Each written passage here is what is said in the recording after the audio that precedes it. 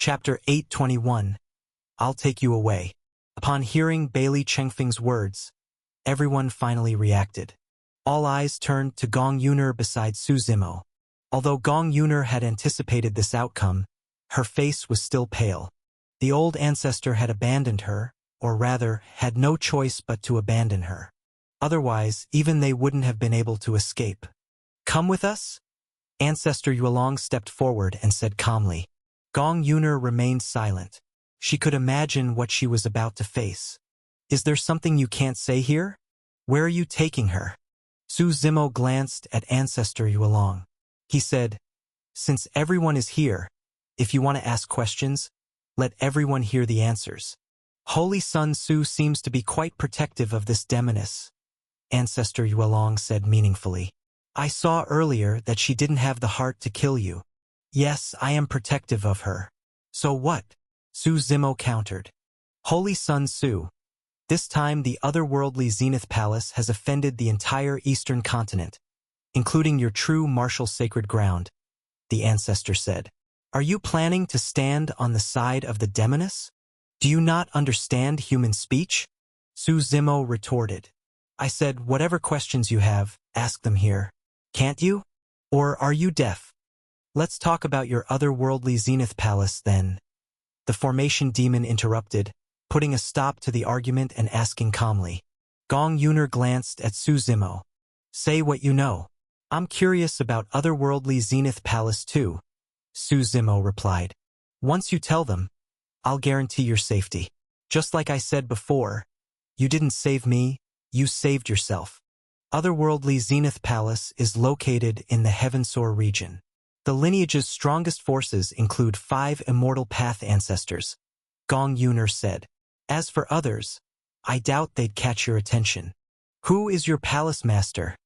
the formation demon asked. "I don't know." Gong Yuner shook her head. "You're the young palace master, and you say you don't know?" Ancestor Yuelong snorted coldly beside her. His aura pressed down on Gong Yuner. "You'd better speak honestly to avoid suffering." "I really don't know," Gong Yuner said, shaking her head. "I was chosen at birth to be the young palace master of otherworldly Zenith Palace. But in my memory, I've met the palace master very few times. And every time we met, we were separated by a curtain." "Who founded otherworldly Zenith Palace?" the formation demon continued. "Where did those old ancestors come from?" Gong Yuner pointed toward the sky. "Up there?" The formation demon was stunned for a moment. Then his expression changed slightly. "The outer heavens, they want to interfere in our primordial heartlands." "They wouldn't dare," the doomsday scholar snorted coldly beside him. "Since the imperial era, our primordial heartlands has flourished under Grand Emperor Jinwu. Countless have ascended. How could our predecessors allow them to descend upon our land? And that is exactly why otherworldly Zenith Palace exists," Gong Yuner replied. "Otherwise, why would they need us? They could have swept through you already." "Where did your ancestors come from?" the formation demon asked. "There are countless rogue cultivators in the world. Recruiting a few immortals shouldn't be too difficult." The formation demon frowned slightly.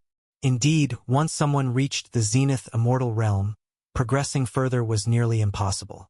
If they were to make connections with people from the outer heavens and gain their help, it wouldn't be unreasonable for them to serve.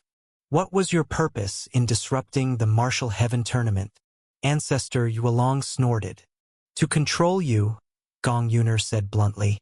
"Control us?" The crowd looked at each other, frowning. "All of you here hold real power in your lineages. If we controlled you—" Gong Yuner stopped speaking. Everyone understood what she meant. Their expressions changed drastically. The consequences were unthinkable. The other side had wanted to take them all out in one move. "Any more questions?" Gong Yuner asked. "That's all for now," the formation demon said, shaking his head with a deep frown. "The Martial Heaven tournament is basically over. If there's nothing else, I'm taking her with me," Su Zimo said. "You've already asked everything you needed to."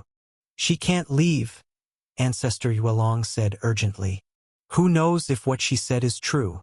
Besides, no matter what, her crimes are unforgivable. And, Su Zimo asked, I propose we temporarily detain her at our Bailey Imperial clan, the ancestor said. And what if I take her by force? Su Zimo asked. Holy Sun Su, if you insist on standing with this demoness, then don't blame me for being rude, the ancestor said calmly. His entire body was shrouded in surging immortal energy, pressing invisibly towards Su Zimo. You think you can stop me? Su Zimo replied flatly. He slowly drew Shadow Tyrant's sword from his back. Let's all talk calmly. No need to get angry over one demoness, the Nine-Pill ancestor said with a laugh from the side. If you ask me, just lock her up in the Bailey residence for now. After all, they're hosting the tournament, they should have the final say. Su Zimo glanced at the Nine-Pill ancestor and chuckled softly. The Shadow Tyrant in his hand erupted with a radiant blade aura, pointing forward. Stay behind me. Let's see who dares stop me, he said to Gong Yuner. Holy Sun Su, you're being too overbearing, Bailey Changfeng said from the side. Even if your true martial sacred ground is powerful, you shouldn't challenge all of us like this. Are you looking down on all of our imperial lineages? You're good at creating momentum, using power to pressure me, Su Zimo said with a smile. This has nothing to do with the true martial sacred ground. It's just me personally. If I want to leave, who can stop me? He glanced around. The formation demon spoke directly. I've asked my questions. This girl is of no use to me. Do as you wish. The others remained silent. They were waiting for the Bailey Imperial clan to speak first. They didn't want to get involved in muddy waters, but also didn't want Su Zimo to walk away so easily. Try taking a single step, Ancestor Yuelong said coldly. His aura surged like a tidal wave, each wave stronger than the last. Even if I have to break ties with the true martial sacred ground today, I must consider the Eastern continent. I can't let you take this demoness away. Still trying to posture, Su Zimo shook his head slightly. But in front of all these people, I'll give you this, you're boldly walking to your death. Not bad. As he finished speaking, the blade in his hand erupted with a radiant light, slashing forward. Young brat, don't think that just because you won the Martial Heaven tournament, you can match me, Ancestor Yuelong shouted. He casually reached out to block Su Zimo's blade. The gap between God Meridian and Arcane Immortal was massive. But clearly, he underestimated the power of this strike. The endless blade light descended, dazzling and overwhelming, completely engulfing Ancestor Yuelong. Chapter 8:22 The Golden Dragon.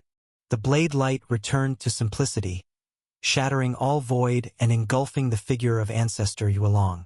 But in the next moment, a loud boom sounded. Su Zimo's curved blade veered slightly, and Ancestor Yuelong withdrew just in time. You struck first, everyone here saw it, Ancestor Yuelong said calmly. Even if the true martial sacred ground questions me in the future, I'll have an explanation. What explanations can a dead man give? Su Zimo replied flatly. He stepped into the air, 8 meridian gates opening simultaneously. His aura surged like crashing waves, roaring across the sky. Ancestor Yuelong was no ordinary opponent. A dragon's roar echoed around him.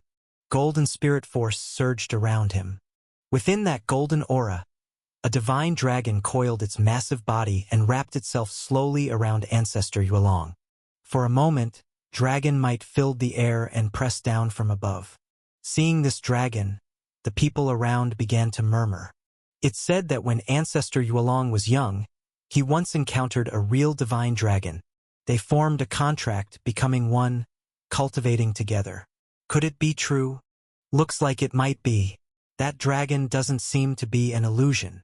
Su Zimo raised his head slightly and saw the enormous dragon head pointed directly at him. He could even feel the heat radiating from the dragon's breath. Holy Sun Su, it's not too late to admit your mistake, said Ancestor Yuelong from above. Su Zimo chuckled lightly. The Shadow Tyrant's sword in his hand burst with brilliant blade light and slashed toward the dragon. With a loud boom, a shockwave exploded in the sky. The divine dragon roared, its massive head biting down on Shadow Tyrant, trying to tear it apart. War God's ninth transformation, Suzumo said with a cold snort. A peak immortal was not to be underestimated. Spirit force flowed endlessly from his body. It seemed infinite, and after stepping into the arcane immortal realm, one could harness the power of heaven and earth to suppress others. You're just a grain of sand in the vast sea, Ancestor Yuelong said arrogantly. If you became a grand emperor, or even an immortal, I might fear you. But you're just at the God Meridian realm. How can you fight me? The massive dragon head swung hard, flinging Suzumo and Shadow Tyrant away together. Suzumo steadied himself mid-air with a powerful stomp. Above the sky, Ancestor Yuelong stood in the void, his aura overwhelming. The golden divine dragon coiled and circled around him. His white hair fluttered in the wind, and his eyes shone with pride. He looked down at Su Qingshan and shouted, "Vice Lord Su, what do you say? Let the boy handle it. A little lesson won't hurt," Su Qingshan replied unhurriedly with a smile. "Then I won't hold back," Ancestor Yuelong snorted coldly. "But blades have no eyes. If your sect's holy son ends up crippled, don't blame me." Suzumo looked up. Though Ancestor Yuelong hid it well, his killing intent was still obvious. He had blocked Bailey Zhao's path, so naturally, the Bailey Imperial clan wished him dead. Around him, the power of the War God's ninth transformation erupted. War God's ninth transformation. In an instant, wind and clouds trembled, and his overwhelming force tore through the sky. The War God armor condensed from surging spirit force and covered Suzumo's entire body. This ninth transformation gave Suzumo several times more power. His aura grew heavier and heavier. Spirit force from thousands of miles around gathered and poured into him. Ancestor Yuelong frowned slightly at the sight. He could feel Suzumo's strength growing stronger and stronger. He still has trump cards? During the earlier fight with Gong Yuner, he had assumed Suzumo had already used everything. That's why he had been so confident. "Kill!" Ancestor Yuelong roared once more. The golden dragon around him roared too, its enormous body swinging slightly in the sky. Mountains and rivers below began to split apart. The giant dragon charged at Suzumo. But at that moment, Suzumo was not only empowered by the War God's ninth transformation. The heaven-shattering force within his body was also spinning wildly. Behind him, the heaven-shattering giant glared coldly at the oncoming dragon. The dragon seemed intent on defeating Suzumo in one blow. But as its tail swept toward him, Suzumo took a deep breath and caught the dragon tail with both hands. He stood firm, his gaze deep and pitch-black, baring his teeth in a grin at the dragon. "That's a real dragon," someone below marveled. "Not some illusion. The power it holds is truly awe-inspiring. What kind of monster has the true martial sacred ground raised?" Bailey Changfeng sighed as he watched. There had always been many prodigies. Each young Grand Emperor was a peerless talent. He had even seen those who crushed all opposition and remained undefeated. But someone like Suzumo, who didn't seem to be using his full strength even against a Zenith Immortal, was impossible to read, impossible to predict. "This is nothing," Bailey Xiao said calmly. "The heaven-shattering force is known as the pinnacle of the Tao of Strength. This is merely a difference in realm. If he reaches the immortal realm, that divine dragon will be nothing more than a toy in his hands." "Shower. Do you have confidence?" Bailey Changfeng turned to ask. But as soon as he spoke, he regretted it. What a pointless question. With Suzumo showing this kind of strength, who could confidently say they could defeat him? "Father, he's just an insect destined for destruction. No need to worry so much," Bailey Xiao said calmly. In her eyes, she had never truly seen Suzumo as her opponent, because he was just a chess piece destined to be destroyed. No matter how arrogant or defiant he was now, he could never escape his fate. Above, the golden dragon roared. His tail caught, sent it into a frenzy. It thrashed its head, trying to shake off Suzumo and fling him away. "Stupid lizard. Still not behaving?" Suzumo said coldly. He grabbed the dragon's tail, and the heaven-shattering giant behind him roared, swinging it forcefully. Explosions echoed all around. Su Zimo whipped the dragon through the air like a giant whip. The surrounding void shattered completely. The dragon howled in pain. "Stop! Let go of little gold!"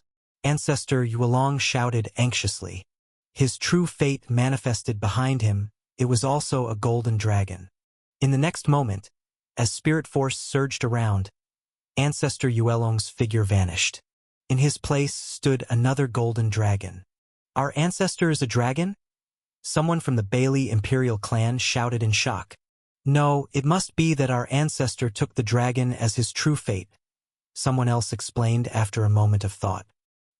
"He used some ability to transform into a dragon."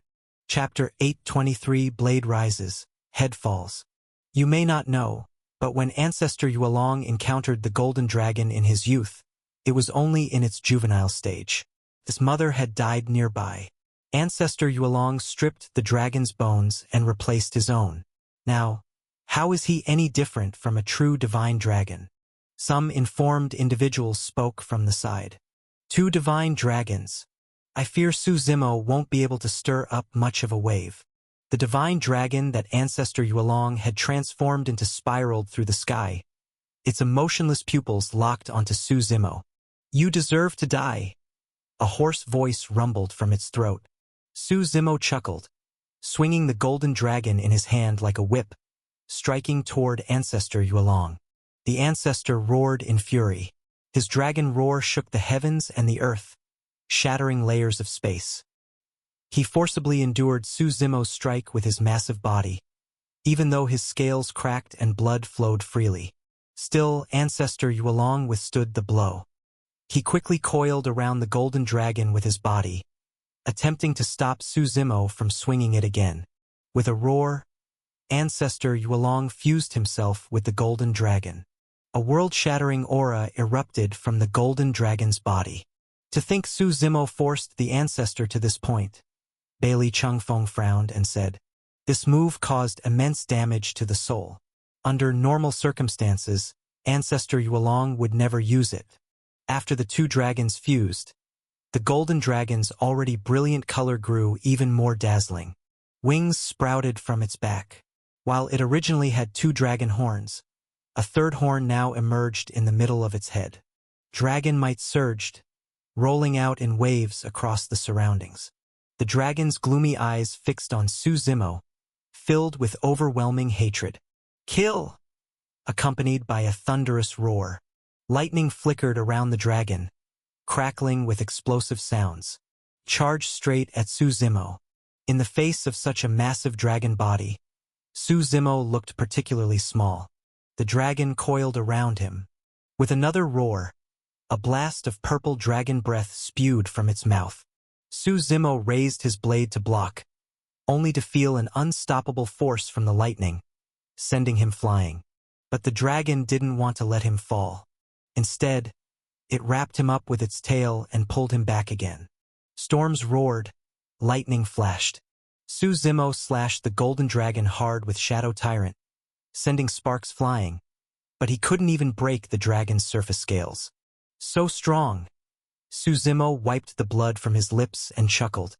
The difference between peak immortal and pre-immortal was a vast gulf. And Ancestor Yuelong's strength had exceeded Su Zimo's expectations. "Are you afraid of death?" the dragon asked coldly, speaking human language.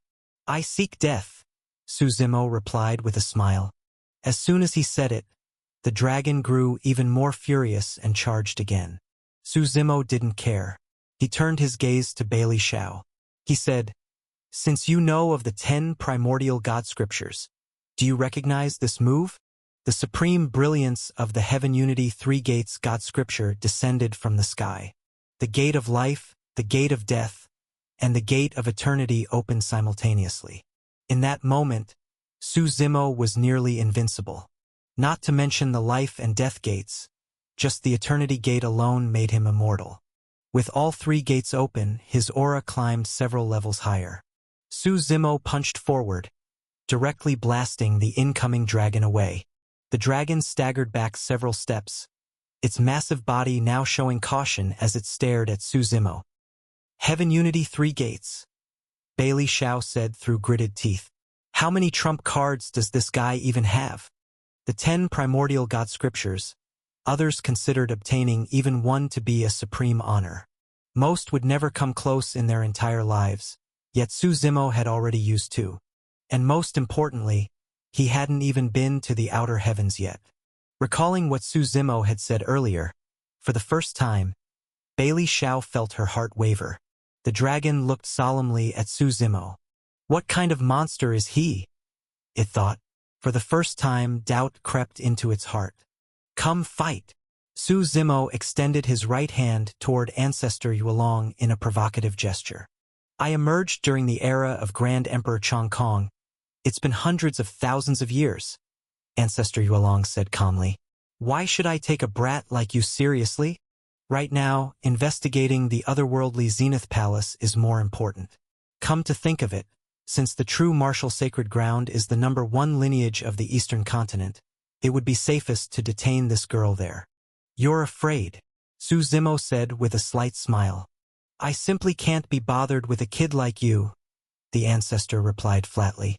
Though his expression was calm, inwardly he was howling with frustration. I gave you a way out, brat. Don't push it too far. But I want to kill you, Su Zimo said lightly. Consider it a warning. Let it be known that these so-called imperial lineages mean nothing to me. Holy Sun Su, you've gone too far. Bailey Qingfeng couldn't help but speak. You want to join him? Su Zimo asked back. Bailey Qingfeng fell silent, not giving a direct answer.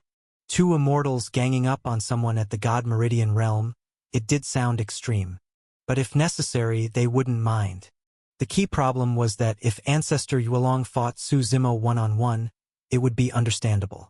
But if 2 of them attacked together, would the true martial sacred ground just sit back and watch? If they enraged the lineage, it could very well wipe out the Bailey Imperial clan. Seeing Bailey Qingfeng remain silent, Su Zimo turned back to Ancestor Yuelong. He asked, What do you think your life is worth? You've gone too far, the ancestor said coldly. Boy, a Zenith immortal is not to be insulted. The divine dragon roared from the sky and charged again at Su Zimo. Su Zimo raised his blade. The blade aura shrouded half the heavens. The 2 clashed once more. Dragon roars shook the heavens. Blade aura surged. Blood splashed through the air. In the heat of battle, several of the golden dragon's scales shattered, and golden blood flowed continuously. Shadow Tyrant spun in Su Zimo's hand. Ancestor Yuelong made a mistake, and the curved blade slashed directly toward the dragon's head. Careful, Bailey Qingfeng shouted. He knocked an arrow and shot the Thousand Calamities arrow. If Su Zimo insisted on landing that blow, the arrow would surely hit his body. In the next moment, blade rose and the head fell. The dragon's dying roar echoed before falling silent. The golden dragon collapsed in a pool of golden blood, dropping from the sky. Though the Thousand Calamities arrow struck Su Zimo, the gate of eternity above his head radiated immense power. Unfazed, Su Zimo pulled the arrow out and wiped the blood from his lips. Haven't had such a satisfying fight in a long time. Chapter 824 Journey to Primordial Demon Cave. The massive body of the golden dragon fell from the sky, and everyone's eyes remained locked on it, as if their hearts had fallen from the clouds along with it. He's already grown this strong, someone murmured. Ancestor! Someone from the Bailey Imperial clan shouted. Under the lead of Bailey Qingfeng, they all rushed frantically toward the dragon's body. The golden dragon lay still in a pool of golden blood. Everyone from the Bailey Imperial clan glared angrily at Su Zimo. Take the ancestor to the ancestral shrine. Bailey Qingfeng frowned slightly and ordered. Then he looked at Su Zimo and said, Holy Sun Su, you've gone too far. So what if I bully your measly Bailey Imperial clan? Su Zimo held Shadow Tyrant in hand, slowly retracting the Heaven Unity 3 Gates God scripture above his head and replied calmly. If you're not convinced, your whole Imperial clan can come at me. Before heaven's will descends, who dares claim invincibility? Who can sweep across the world unhindered? Bailey Qingfeng replied coldly. What happened today? My Bailey Imperial clan will remember. Then I hope you never forget. Su Zimo smiled. I'll remember your Bailey Imperial clan too. As Su Zimo's words fell, his figure suddenly blurred, transforming into countless afterimages. In the next moment, he was already in front of Bailey Xiao. What do you want to do? Bailey Chengfeng shouted. But before Su Zimo could act, Bailey Xiao's figure turned illusory. The space and time around her seemed to freeze. Her soaring immortal body had activated. An endless torrent of space-time energy surged within her. In this moment, she seemed to control the very fabric of this world's time and space. Even Su Zimo could only see a fleeting shadow flash past his eyes. The next instant, Bailey Xiao was already beside Bailey Chengfeng, warily watching Su Zimo. No need to be so scared. I was just joking, Su Zimo chuckled.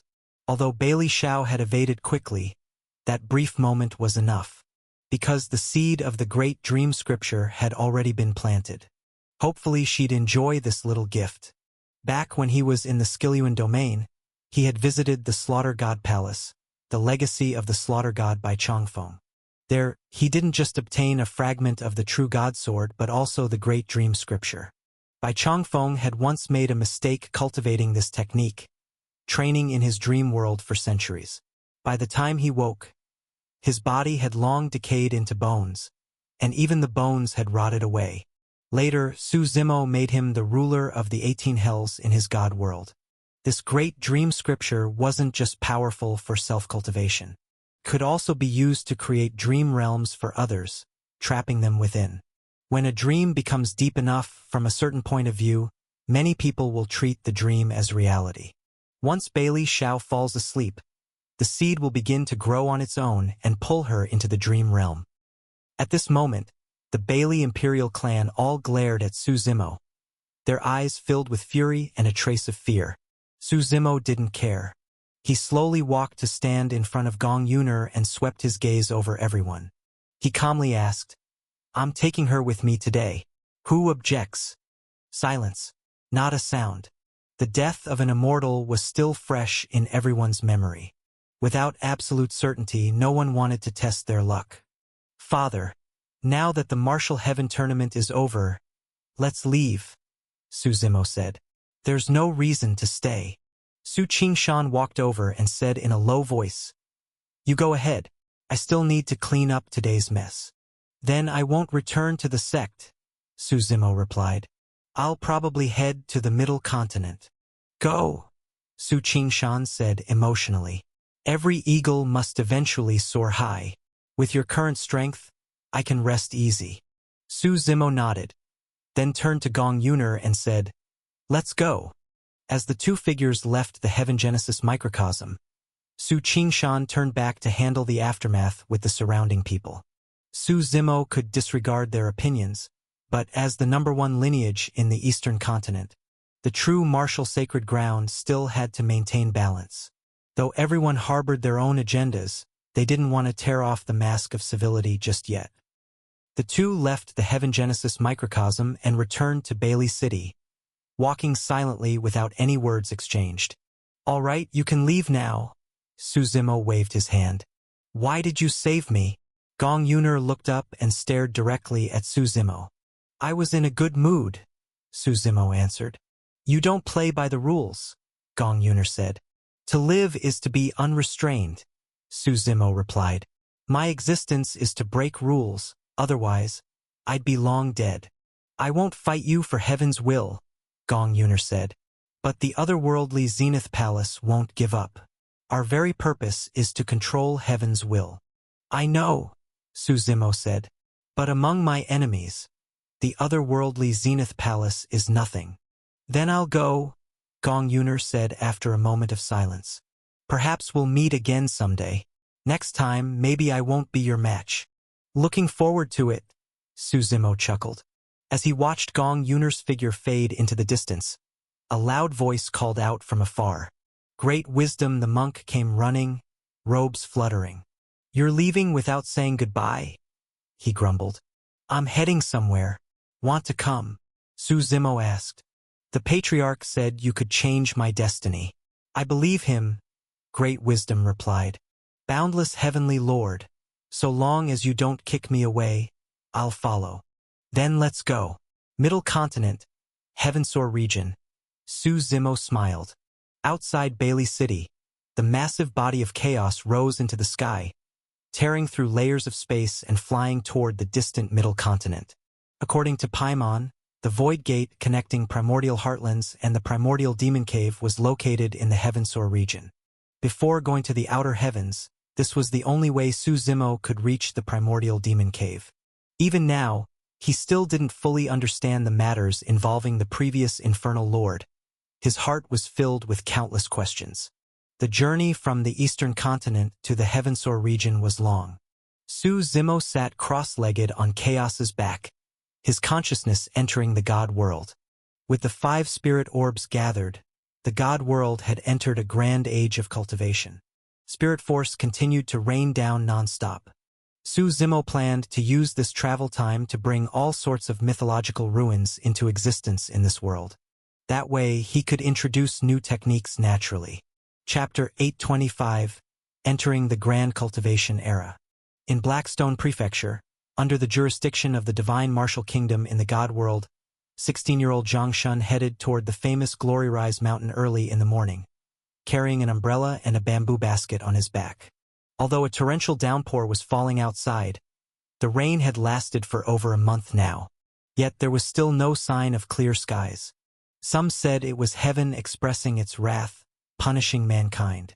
Others claimed it was the work of demons and evil spirits. In any case, rumors were flying and people stayed indoors, unwilling to go out. But Zhang Shun had no choice but to go up the mountain to look for herbs. His mother had been bedridden for more than half a month without taking medicine. Their home was destitute, and he couldn't afford any herbs from the pharmacy. If this went on, his mother probably wouldn't survive the rainy season. So he could only brave the heavy rain and climb the mountain to gather medicine.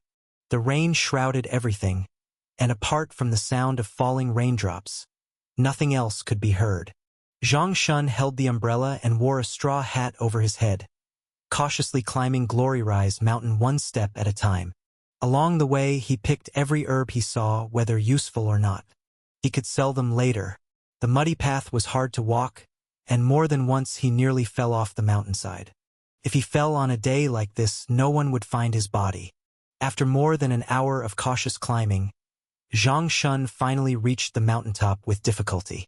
Ignoring the muddy ground, he lay down from exhaustion, using the umbrella to cover his head and resting for a while.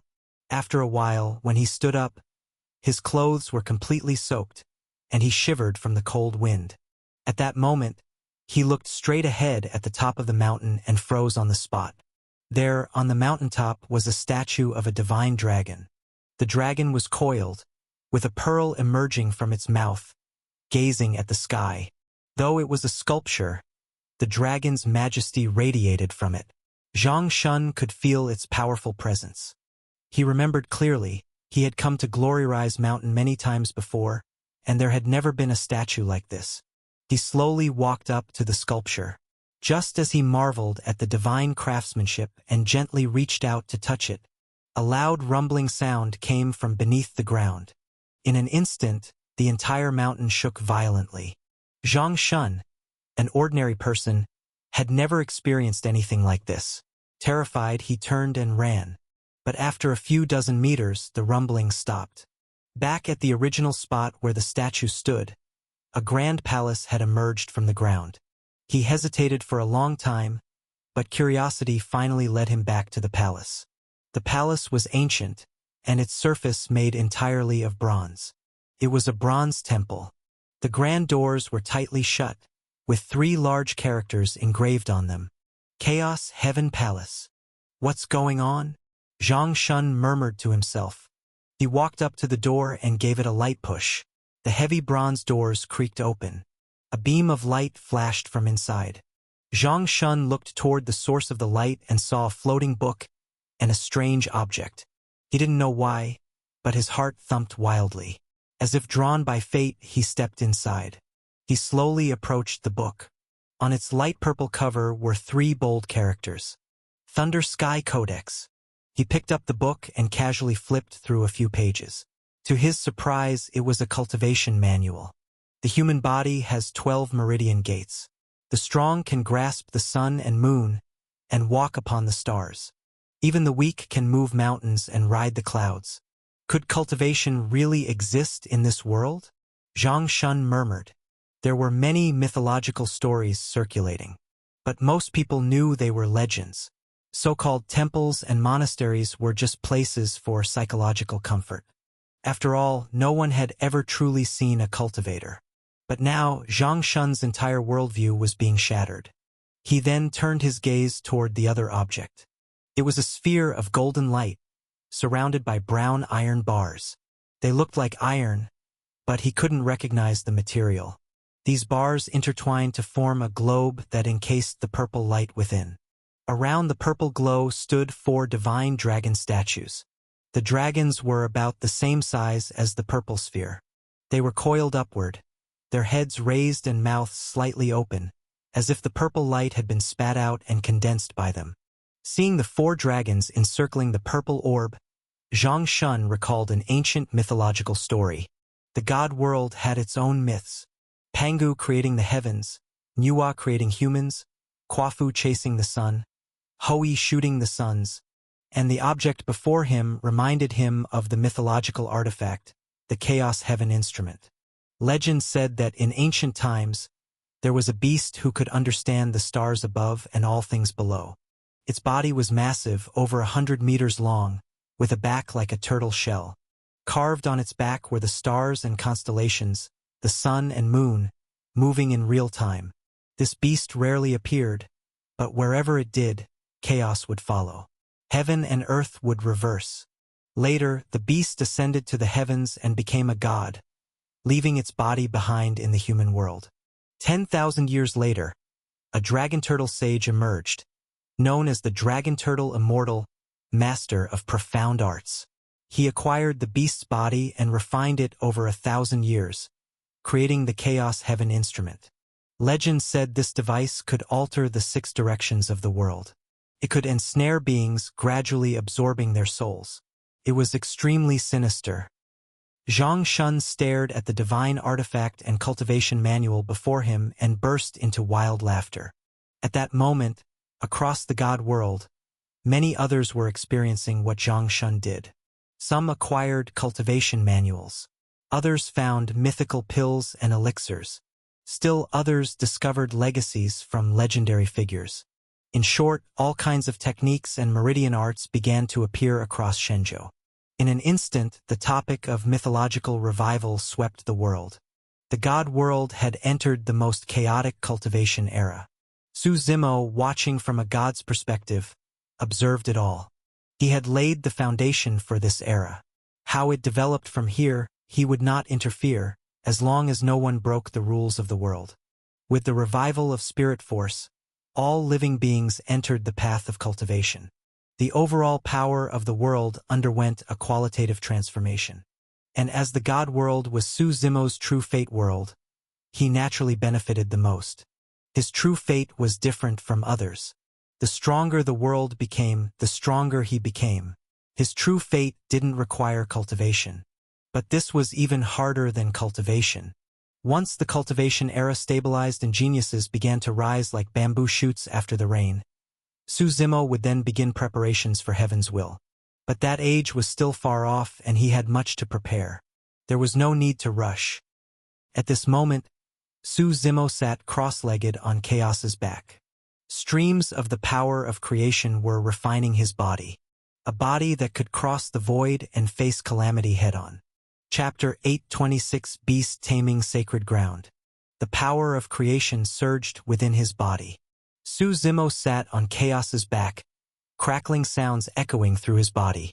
From his internal organs to his meridians, his strength was undergoing a transformation. As the god world transformed, so too did Su Zimo. His blood gradually turned from red to gold. Even his bones seemed to become golden. This cultivation session lasted a full month. When Su Zimo slowly opened his eyes again, Chaos had already flown at full speed to the middle continent. But his transformation had been forcibly halted halfway. He suddenly felt a deep hunger. This was the first time since starting cultivation that Su Zimo had ever felt hungry. At his level of cultivation, he hadn't needed food like grains or meat for a long time. The Heavensoar region was located in the far western part of the middle continent. It bordered the Holy Flower region and was close to the western continent. Thus, when Su Zimo traveled from the eastern continent, the journey was quite long. On this day, the two finally arrived at the border between the Heavensoar and Holy Flower regions. Su Zimo stored chaos away and, along with Master Great Wisdom, descended from the sky, preparing to rest and have a good meal. There were no cities nearby, just a village visible in the distance. The two walked toward the village. At the entrance of the village stood two ancient willow trees. It was deep winter, and the willows stood silently in the snow. The landscape was wrapped in silver, and snowflakes danced in the wind. The stone stele to the side bore 3 characters: Clear Stream Village. The village was quiet, which was understandable. No one wanted to be outside in the snowy weather. The two entered the village. Master Great Wisdom held his whisk and called out in a deep voice, "Is anyone here in the village? This humble Taoist is passing through. Might we buy some food?" There was no response for a long while. Su Zimo could feel it. These houses were all empty. Not a single person remained inside. "This doesn't look like an abandoned village," Master Great Wisdom said in confusion. "Why is no one around in this weather?" "Let's go deeper in and take a look," Su Zimo said. "If no one's here, we'll move on. Hurry up, all of you. If anything goes wrong, you'll pay the price." A sharp voice barked from within the village. Immediately after, the sound of whips cracking filled the air. The village was fairly large. After walking for over 10 minutes, they reached the inner area. "There are people." Master Great Wisdom quickened his steps at the sound. As the two rounded a corner, they finally saw signs of life. Ahead lay a wide clearing. A group of villagers, barefoot, worked in the snow building a structure, clearly enduring the bitter cold. 2 men dressed in beast pelts were supervising them. They each held iron whips, and 2 fierce tigers stood beside them. A heavy beastly pressure bore down on the area, making the villagers too afraid to slack off. Any slip-up would result in a lashing. In this icy land, everyone's limbs were stiff with cold, and their faces flushed red from the chill. When Su Zimo and Master Great Wisdom appeared, the 2 fierce tigers immediately sensed them. The tigers roared, baring their fangs at the newcomers. "Who are you?" The 2 middle-aged men in beast pelts stepped forward, frowning. "This humble Taoist is just passing through and wishes to buy some food. Might you spare some?" Master Great Wisdom asked. "Scram! Can't you see we're busy?" The man on the left snapped rudely. "Wait!" The man on the right smiled and said, "Since you're here, you might as well stay and help us out." As he spoke, the 2 tigers lunged at Su Zimo and Master Great Wisdom from both sides. "Tiger meat will do," Su Zimo thought for a moment. He lightly raised his right hand, unleashing 2 slashes of blade aura. With 2 pained roars, the tigers collapsed. Unfazed by the stunned expressions around him, Su Zimo summoned a fierce flame in his hand. He quickly skinned and butchered the tigers, then skewered one on his blade Shadow Tyrant and roasted it over the fire. You killed our battle pets!" The beast-pelted man finally reacted, shouting angrily, "Do you even know who we are?" Su Zimo didn't bother responding. He simply glanced at the man, and divine pressure burst from his eyes. The man's body couldn't withstand the weight, like dozens of times Earth's gravity falling on him. His internal organs twisted and shattered, flattened into pulp under the pressure. The other man turned pale, and without saying a word, fled in terror. "That's better. Quiet is nice," Su Zimo chuckled. He didn't even consider these people worth killing. The flame he summoned was incredibly intense, and within moments, the tiger meat was cooked. Without hesitation, Su Zimo tore into it. He wasn't eating for pleasure. His body's transformation required massive energy. And that energy now had to come from food. Within minutes, Su Zimo had eaten an entire tiger. Still feeling unsatisfied, he began preparing the second. At that moment, an elderly man from the group of villagers walked over trembling. "Thank you both for saving Clear Stream Village." The old man bowed several times. Su Zimo ignored him and continued eating. Master Great Wisdom stepped forward and asked curiously, "Elder, what's going on here?" "Sigh." The old man sighed. "I'm the village head of Clear Stream Village. Our village is under the jurisdiction of the beast-taming sacred ground. Recently, the sect ordered every city and village to build a beast-taming shrine. That's what we're doing." He looked at the two of them and continued with concern. "You should leave quickly. The man you just killed was an outer disciple of the beast-taming sect. They won't let this go." "Beast-taming sacred ground?" Su Zimo asked while chewing meat, his words slightly muffled. "Is their founder the Red Qilin Emperor?" "Yes, the Red Qilin Emperor." The old man nodded quickly. "Why are they building shrines?" Master Great Wisdom asked curiously. "I don't know." The old man shook his head. "You two should go quickly. We're planning to pack up and flee to another place too. Otherwise, they definitely won't spare us either." Su Zimo finished eating both tigers and still felt unsatisfied. Chapter 8, 2700 Beast City. His body was still extremely hungry, as if the two tigers were merely a drop in the bucket, utterly insufficient. Su Zimo looked at the elder and asked, "Do you have any food in the village?" "Yes, yes." The elder quickly nodded. He looked at the group of villagers behind him and said, "Everyone, hurry home and bring out all the food you have for our benefactor." As the villagers ran off to their homes, Master Great Wisdom looked at Su Zimo and smiled, saying, "It's said that those who take gifts feel obliged. I killed the two tigers for them. We're even," Su Zimo replied. "What about the beast-taming sacred ground?" Master Great Wisdom asked. "Ignore them. Their disciple made the first move." Su Zimo shook his head and said, "You're not thinking of paying the sect a visit, are you?" "Not quite." Master Great Wisdom shook his head slightly and said, "I just worry that even if we don't pursue it, they might." At that moment, the villagers returned with large amounts of food. There was very little meat, mostly coarse grains and steamed buns. These kinds of food weren't very helpful to Su Zimo now. He looked at the elder and asked, "Elder, is there a city near here?" "If you keep heading west, there's a city called 100 Beast City," the elder replied.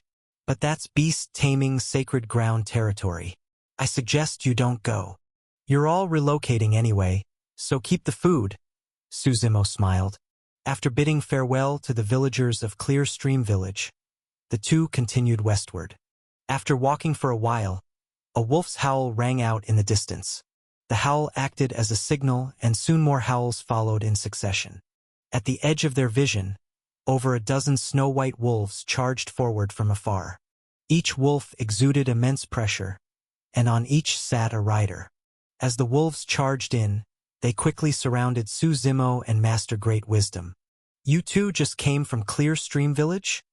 One leading man barked coldly. "Why waste words? Better to kill by mistake than let anyone go," another youth said. "I'll leave this to you," Su Zimo said to Master Great Wisdom. The young riders on the wolves charged in, the beasts baring their fangs, exuding a thick stench. "Boundless Heavenly Lord," Master Great Wisdom prayed. A powerful aura surged from him, and his horsetail whisk turned into 3,000 white threads. The threads blended with the falling snow. Wails echoed across the snowy ground. Drops of blood like plum blossoms stained the white earth. "My junior has already reported you to the sect. None of you will escape," came the bitter last words from the final corpse. As the capital of the beast-taming sacred ground, 100 Beast City was located right between the Holy Flower and Heavensoar regions. It was well known across both regions. As an imperial lineage, the beast-taming sacred ground was famous and influential across this land. Their cultivation method was different from most. While most people cultivated themselves, the beast-taming sacred ground cultivated beast mastery. This method was heavily criticized in the beginning. Many believed that no matter how powerful a beast was, it was still external. True strength could only come from within. This view remained dominant until the Imperial era, when the Red Chelan Emperor carried the Heaven's Will, stunning all his critics. Legend says that during that era's Heaven's Will contest, the Red Chelan Emperor rode a crimson-eyed Chelan. Surrounded by the 4 divine beasts, Azure Dragon, White Tiger, Vermilion Bird, and Black Tortoise. Ghost Carriage, 9-headed serpent, Demon Phoenix, mythical beasts of all kinds guarded him. It said that during that contest, no one could even get close to him. With 10,000 beasts in tow, he ascended in front of all the world and proved the legitimacy of his path. On the desolate land, a massive city rose. From afar, it resembled a fiery red Chelan coiled across the earth. The Chelan's head was above the city gate, floating high and overseeing all who came and went. The 3 characters' 100-beast city shimmered in the falling snow. Since ancient times, humans and beasts had been at odds. During the desolate era, beasts ruled the heavens and earth, and humans were as insignificant as dust. In the Imperial era, humanity rose and often hunted beasts. But if there was any place where humans and beasts coexisted peacefully, it was 100-beast city. The Red Chelan Emperor was the first human to sign a treaty with the beast race. Even when the beast-taming sacred ground still existed, they had already granted the beasts a place to live. This is why the beast race supported the Red Chelan Emperor with everything they had, helping him ascend and carry the Heaven's Will. To this day, the sect's disciples could form contracts with beasts, connecting through formations to use them as battle pets. Su Zimo looked at the city before him. After traveling for a full day and night, they had finally arrived. He rubbed his belly and smiled. Finally, a proper meal. Without the support of energy, his body's transformation had slowed to a crawl. The two entered the city, where beasts were everywhere. There were snowstorm apes, green bulls, 2-headed pythons. Beasts of all types filled the streets. This was a city of humans and beasts living side by side. Su Zimo found an inn, and a servant immediately rushed over. "Bring me one of every meat dish you have." Su Zimo casually tossed him several dozen spirit stones. He picked a window seat and sat down. "And bring me a pot of hot wine." Snowflakes danced outside, while the inn was warm with firelight. "Where are we headed next?" Master Great Wisdom asked. "To Demon-Slaying Ridge," Su Zimo replied. The seal to the primordial demon cave was in Demon-Slaying Ridge, a well-known danger zone in the Heavensoar region. It was usually forbidden to outsiders. As for the route, it wasn't far from the beast-taming sacred ground either. The inn-servant quickly returned with the hot wine and dish after dish from the kitchen. All the dishes were made from beast meat. Su Zimo didn't hold back and began feasting. Just as he was enjoying his meal, a piercing eagle cry echoed from afar. With a crash, the window was torn apart by a blazing eagle that dove towards Su Zimo. Su Zimo grabbed a bone and hurled it. With a bang, the bone pierced through the eagle's head and nailed it to the wall on the side of the street. "How dare you, villain!" a voice scolded from nearby. An old man walked over from the distance. Beside him was the man who had fled from Clear Stream Village earlier. "There he is!" The man pointed at Su Zimo and shouted. "Uncle Master, that's him. He's the one who interfered with the shrine construction." Chapter 828. Pay your beast-taming sacred ground a visit. "Kid, where are you from?" The elder slowly stepped forward and looked at Su Zimo. "Isn't being alive a good thing?" Su Zimo smiled and turned to the man from earlier, asking, Our martial uncle is asking you something." The man stammered, unable to meet Su Zimo's gaze. "Such a buzzkill. Can't even enjoy a meal in peace." Su Zimo shook his head slightly. "You just eat. Leave the rest to me." Master Great Wisdom waved his hand and slowly stood up. Facing off against the elder from the beast-taming sacred ground, he gave a Taoist salute and said, "I have no wish to entangle with your beast-taming sacred ground. If you leave now, we can pretend nothing happened. In this 100-beast city, You're the first one who dares speak to me like that, the elder snorted coldly. The white hair at his temples stood up completely. Spiritual energy surged around him, and a powerful beastly aura radiated from his body. A beast's roar echoed out next. Beside him, a massive figure tore through the void and stepped out. Moo! A long and deep cry echoed. Master Great Wisdom looked up. It was a gigantic rhinoceros. Its body was clad in what looked like armor made of iron, and a sharp horn protruded from its nose. Its eyes were blood red, and its aura was overwhelming. The other beasts in 100 Beast City seemed to sense something and all retreated into hiding. Snow continued to fall, and the entire main street was silent. Only the massive figure of the rhino stood there, occupying half the street and glaring fiercely at Master Great Wisdom. "Where are you from?" the elder asked again. "Don't say I didn't give you a chance. If you're from an imperial lineage, have your seniors come and claim you. If not, then I'll kill you myself. I've heard your lineage's beast-taming techniques are quite exceptional. Allow this poor Taoist to learn a thing or two," Master Great Wisdom said, ignoring the question. Then his aura erupted. Crackling sounds came from within his body. Master Great Wisdom's figure visibly grew larger. In just a few breaths, he was as big as the rhinoceros. "So you do have some skill. No wonder you act so arrogantly," the elder snorted. "Rampaging Dragon Rhino, go play with him." The massive rhino, like a small mountain, charged at Master Great Wisdom. Master Great Wisdom frowned slightly. In pure strength, he couldn't outmatch the rhino. He quickly dodged, and the rhino smashed into the side of the street. Several shops collapsed under the impact, and screams rang out. "Tao is above the heavens," Master Great Wisdom muttered, frowning. A beam of white light appeared from his body, forming a wheel that hovered behind him, faintly visible and full of Taoist essence. It shattered the surrounding space.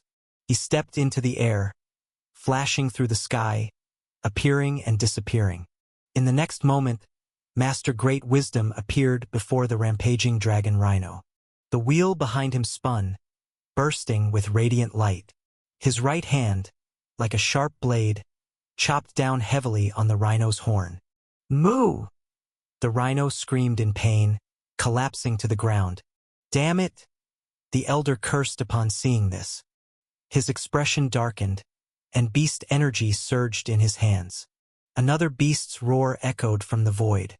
A giant rock, over 100 meters long and capable of blotting out the sky, flew out from the void. Its wings spread wide. Its screech shattered the air, echoing painfully in people's ears. The giant rock and the dragon rhino charged at Master Great Wisdom together. "Boss, another pot of hot wine," Suzimo's voice called out from inside the inn. "And bring out the same dishes again as before." "Sir."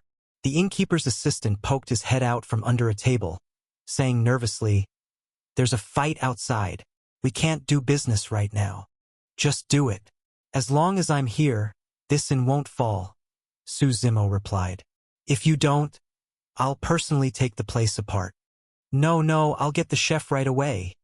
The innkeeper quickly rushed over and waved his hands. The battle outside continued. With a loud boom, Master Great Wisdom's attack landed, and the rock was knocked back, crashed like a sandstorm into the inn. Suzimo slightly raised his head and waved his hand. Endless spirit force condensed around him, forming a massive palm.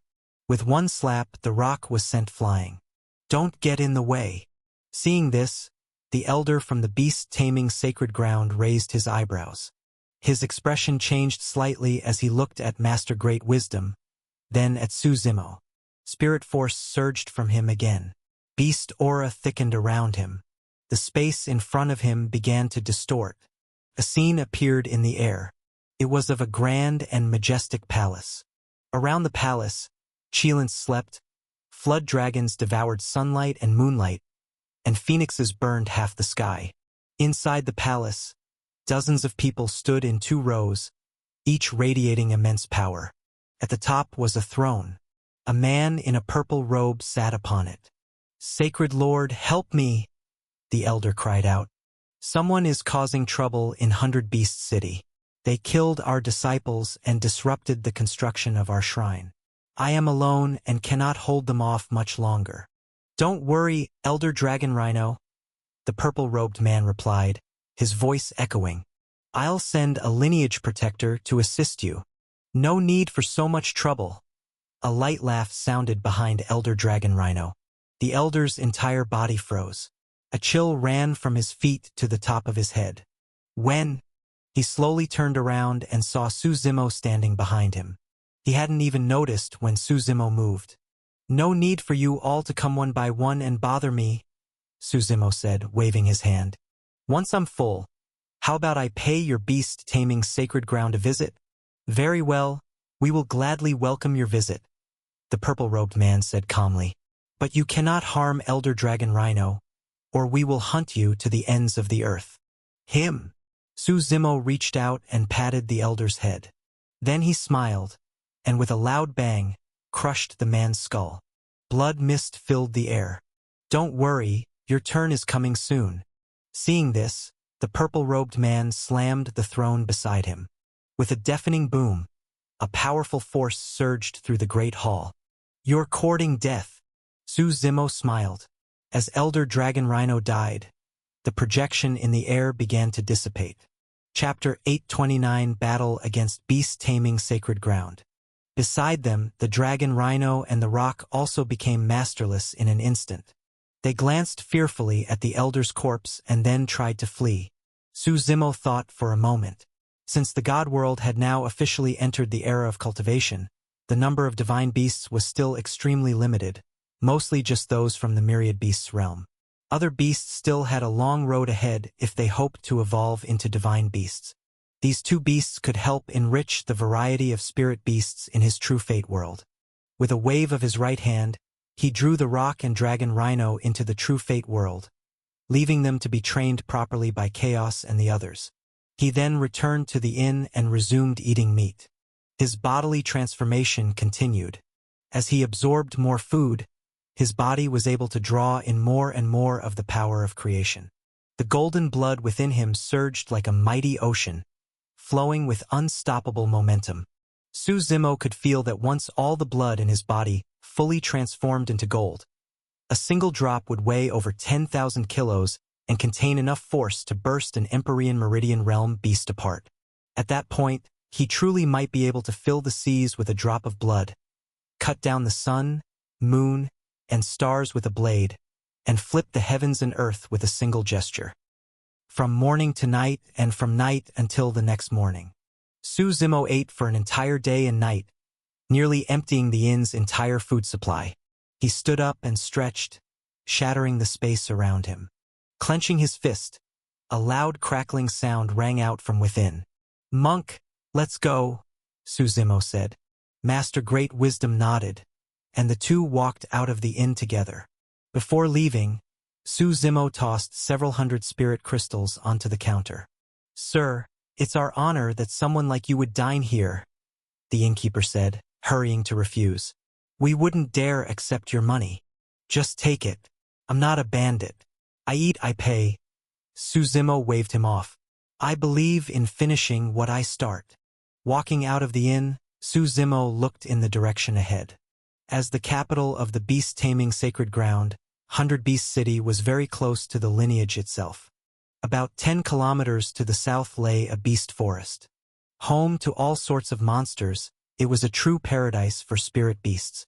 The beast-taming sacred ground had built their lineage within it, raising their disciples to bond with beasts from a young age and form contracts. Suzimo and Master Great Wisdom took to the air, arriving at the edge of the beast forest within minutes. From above, the forest stretched endlessly, so vast that the end couldn't be seen.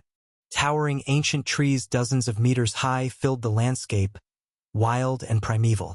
Entering the forest was like stepping into a remote and ancient jungle from a bygone era. The air was thick with primal energy. Beast roars echoed endlessly in the distance. From the hidden underbrush, countless predatory eyes stared at Suzimo and Master Great Wisdom. Friends from the beast-taming sacred ground, won't you come out and greet us? Master Great Wisdom called out loudly. When you can make it in, you'll be qualified to meet us. A voice echoed from the void. The voice spread through the forest, and the beasts within grew restless.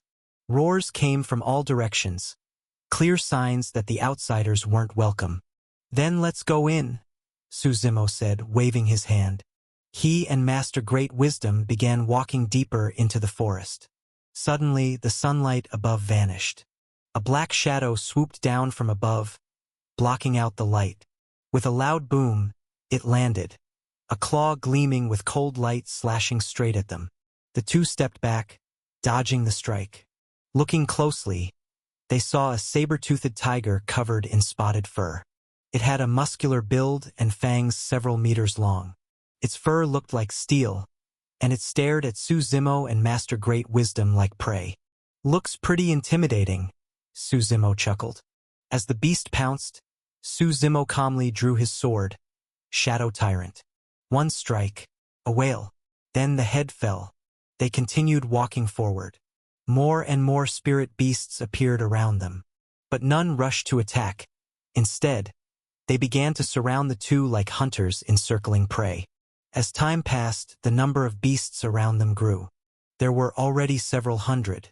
After walking some more, a mountain gate appeared in their view. "We've arrived," Master Great Wisdom muttered. Ahead, mist veiled everything. Through the haze, they could faintly see the outline of a grand building. Within the fog, Cheilants roared, demonic phoenixes blazed with strange flames, and countless legendary beasts flew, galloped, and roared. A golden mountain gate stood at the forefront. Above it were three grand characters, beast taming sacred ground. These weren't ordinary characters. They were formed by spirit beasts themselves. Beast was a Cheilin. Taming was a white tiger. Sacred ground was a ghostly chariot beast. Now that's extravagant, Suzimo laughed. Makes me a little jealous, honestly. As they reached the gate, the surrounding beasts began to grow restless. Almost like they'd been ordered, they all roared and charged at Suzimo and Master Great Wisdom. A swarm tactic, an attempt to drown and devour the intruders through sheer numbers. Back on the Eternal Lands, Suzimo had learned a meridian technique from the Nine Heavens Imperial sect called a speck in the vast sea. Suzimo had since improved it. Originally using water, he now wielded the blade. An ocean of blades worked just as well. One drop of blood could drown a wilderness. One sword could slaughter all beasts. He spun his sword, Shadow Tyrant, before him. Countless waves of sword intent surged outward like a raging sea. As the beasts charged, time seemed to freeze. Suzimo clenched his fist slowly. It felt as if he wasn't just gripping his hand, but the whole world itself. When he opened his hand, the sword intent burst forth like a tidal wave, spreading violently in all directions. Booms echoed everywhere. The sword intent shattered this entire lineage ion of the forest. Whether beast, tree, or grass, all were obliterated. When the storm cleared, the area was devastated. Cracks split the earth. Nothing was left. Suzimo's purple robe fluttered in the wind. He stepped through the mountain gate. The gate was like an independent space. After a moment of spatial resistance, he forced his way through. Inside the beast-taming sacred ground, a massive pressure descended from the sky. Suzimo looked up. High above in the endless sky, a group of people stood on various divine beasts, gazing down. "You're standing too high," Suzimo said calmly. The one in front was the current sacred lord of the beast-taming sacred ground, Zhang Shenglong. Chapter 830 Ancestor Lei Qi. All of the beast-taming sacred grounds members stood in the sky. Led by Zhang Shenglong, he sat on a throne at the front, with elders on either side. Beneath each of them was a divine beast. The beasts roared, and a thick aura of beastly might echoed across the heavens. "Who are you?" Zhang Shenglong said coldly. "If your name is great, perhaps we've heard of you." "Just two nameless rogue cultivators." Suzimo waved his hand and replied. "Two nobodies dare to attack my beast-taming sacred ground?" Zhang Shenglong said blandly. "You really think we're so easy to bully?" What's with all the talking? Suzimo shook his head slightly. I already said you're standing too high. He hurled Shadow Tyrant from his hand. In this moment, golden blood flowed through Suzimo's body, and even his bones had turned gold. These golden bones couldn't be broken even by a divine vein expert. Shadow Tyrant flew with immense pressure, slicing toward the crowd. The people of the beast-taming sacred ground didn't panic. The divine beasts beneath them screeched and scattered, but they clearly underestimated the power of this strike. With a loud boom, Shadow Tyrant exploded in the sky. The surrounding void shattered, and the residual force from the blast still knocked the lineage members down from the sky. Seeing their panicked figures, Suzimo brought his palms together, and a sea of blade prisons slowly unfolded.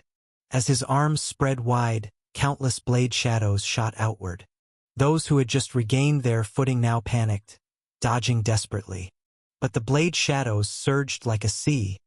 They couldn't all be avoided. The divine beasts all fell from the sky.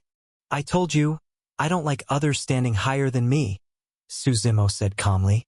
He raised his right hand, and the exploded Shadow Tyrant returned to his grip at light speed. Sword in hand, he began walking slowly toward the crowd. Kill him, Jiang Shanglong ordered coldly. The divine beasts around them roared, each one brimming with terrifying aura, their pressure so great that even the beasts in the surrounding forest trembled and bowed. They surrounded Suzimo. The 9-headed Hydra spat 9 beams of different elements. The divine beasts unleashed their powers, their might rising like a storm. Dragon roars and tiger howls shook both mountains and sky. Suzimo chuckled, unmoved. He didn't dodge, just walked forward toward Jiang Shanglong and the others. With his transformed body, even these divine beasts' attacks were nothing more than tickles. Suzimo grabbed a bird beast as it charged and yanked it from the sky. Raising his right fist, boom! The bird exploded into a mist of blood. Everyone, from Jiang Shanglong to distant disciples, was shaken. Just like that, killed? The golden howling ape roared in fury. Suzimo kicked it with one leg. With a loud bang, the ground cracked open, and the beast was launched to the horizon, vanishing into a speck. He grabbed the Hydra by the throat and ripped off its 9 heads one by one. Screams of agony rang out.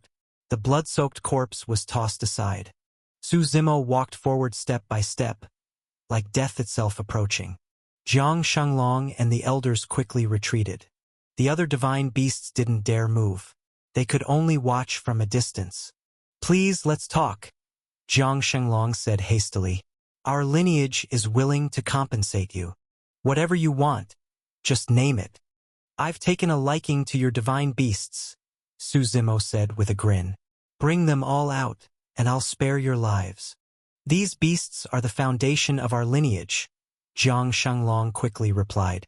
Our ancestor, Red Qilin Emperor, made a pact with them.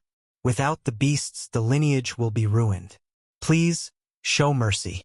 Whether your lineage survives or not has nothing to do with me, Suzimo said plainly.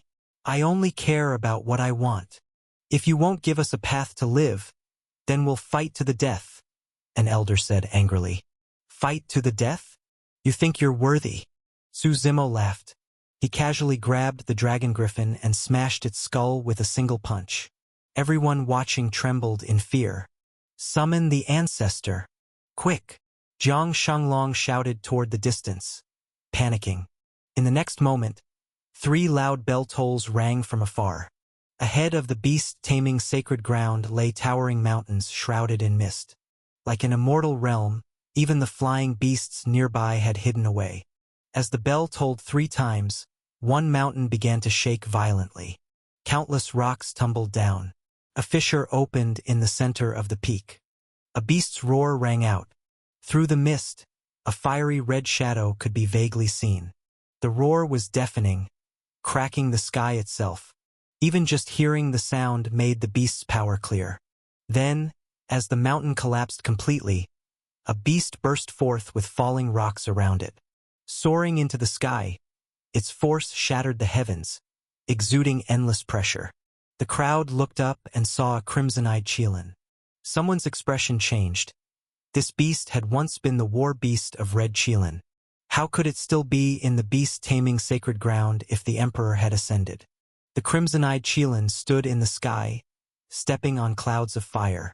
It had the head of a lion, antlers of a deer, eyes of a tiger, body of an elk, scales of a dragon, and tail of an ox. Its entire body was engulfed in golden-red flames. Most importantly, on its forehead, a third eye had opened. Beastly aura surged from all around it as it glared down. And it wasn't alone. Thunder rumbled across the sky. Lightning formed storm clouds. Within the vast thunderclouds, a pupil appeared. As the clouds scattered, another beast emerged. A massive thunder dragon filled half the sky. Thunder and flame intertwined. It hovered beside the crimson-eyed Qilin. Above them both stood an elderly man, white-haired, ancient and dignified. Greetings, Ancestor Lei Qi. All the disciples of the beast-taming sacred ground below knelt and shouted in unison. Chapter 831, Beast Forest Island. Why have you summoned me? Ancestor Lei Qi stood above.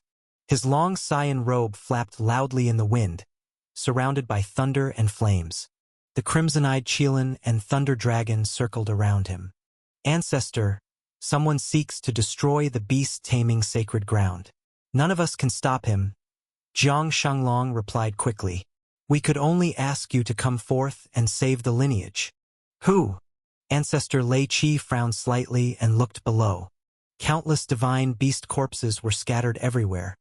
Calling it a river of blood would not be an exaggeration. Who did this? Ancestor Lei Qi asked calmly. But his tone was heavy, filled with underlying fury. Him. Jiang Shanglong quickly pointed at Su Zimo. He attacked our lineage without reason and demanded we hand over all our beasts. Upon hearing this, Ancestor Lei Qi slowly turned around. The crimson-eyed Qilin and thunder dragon beside him roared. Truly, each generation brings forth new talent. Ancestor Lei Qi sneered. It was unclear whether he was amused or enraged. Boy, our beast-taming sacred ground has stood for over 100,000 years. You're the first to dare charge in alone. Su Zimo looked up and pointed at the sky above. In the skies, heaven's will was forming. Though heaven's will had not yet covered the entire sky, as long as one stood on the primordial heartlands, whether on the 5 continents or within the 10 forbidden grounds, they could see it above. Heaven's will is forming. The chaotic era will usher in a new ruler, one who will dominate this age, Su Zimo said with a smile. And your beast-taming sacred ground will be the cannon fodder that ends the old era. You think you can use an imperial lineage as cannon fodder? Do you think you're an emperor? Ancestor Lei Qi snorted coldly. Kill him. With a wave of his hand, the thunder dragon beside him charged at Su Zimo. Thunder roared, transforming into a pillar of lightning, striking towards Su Zimo.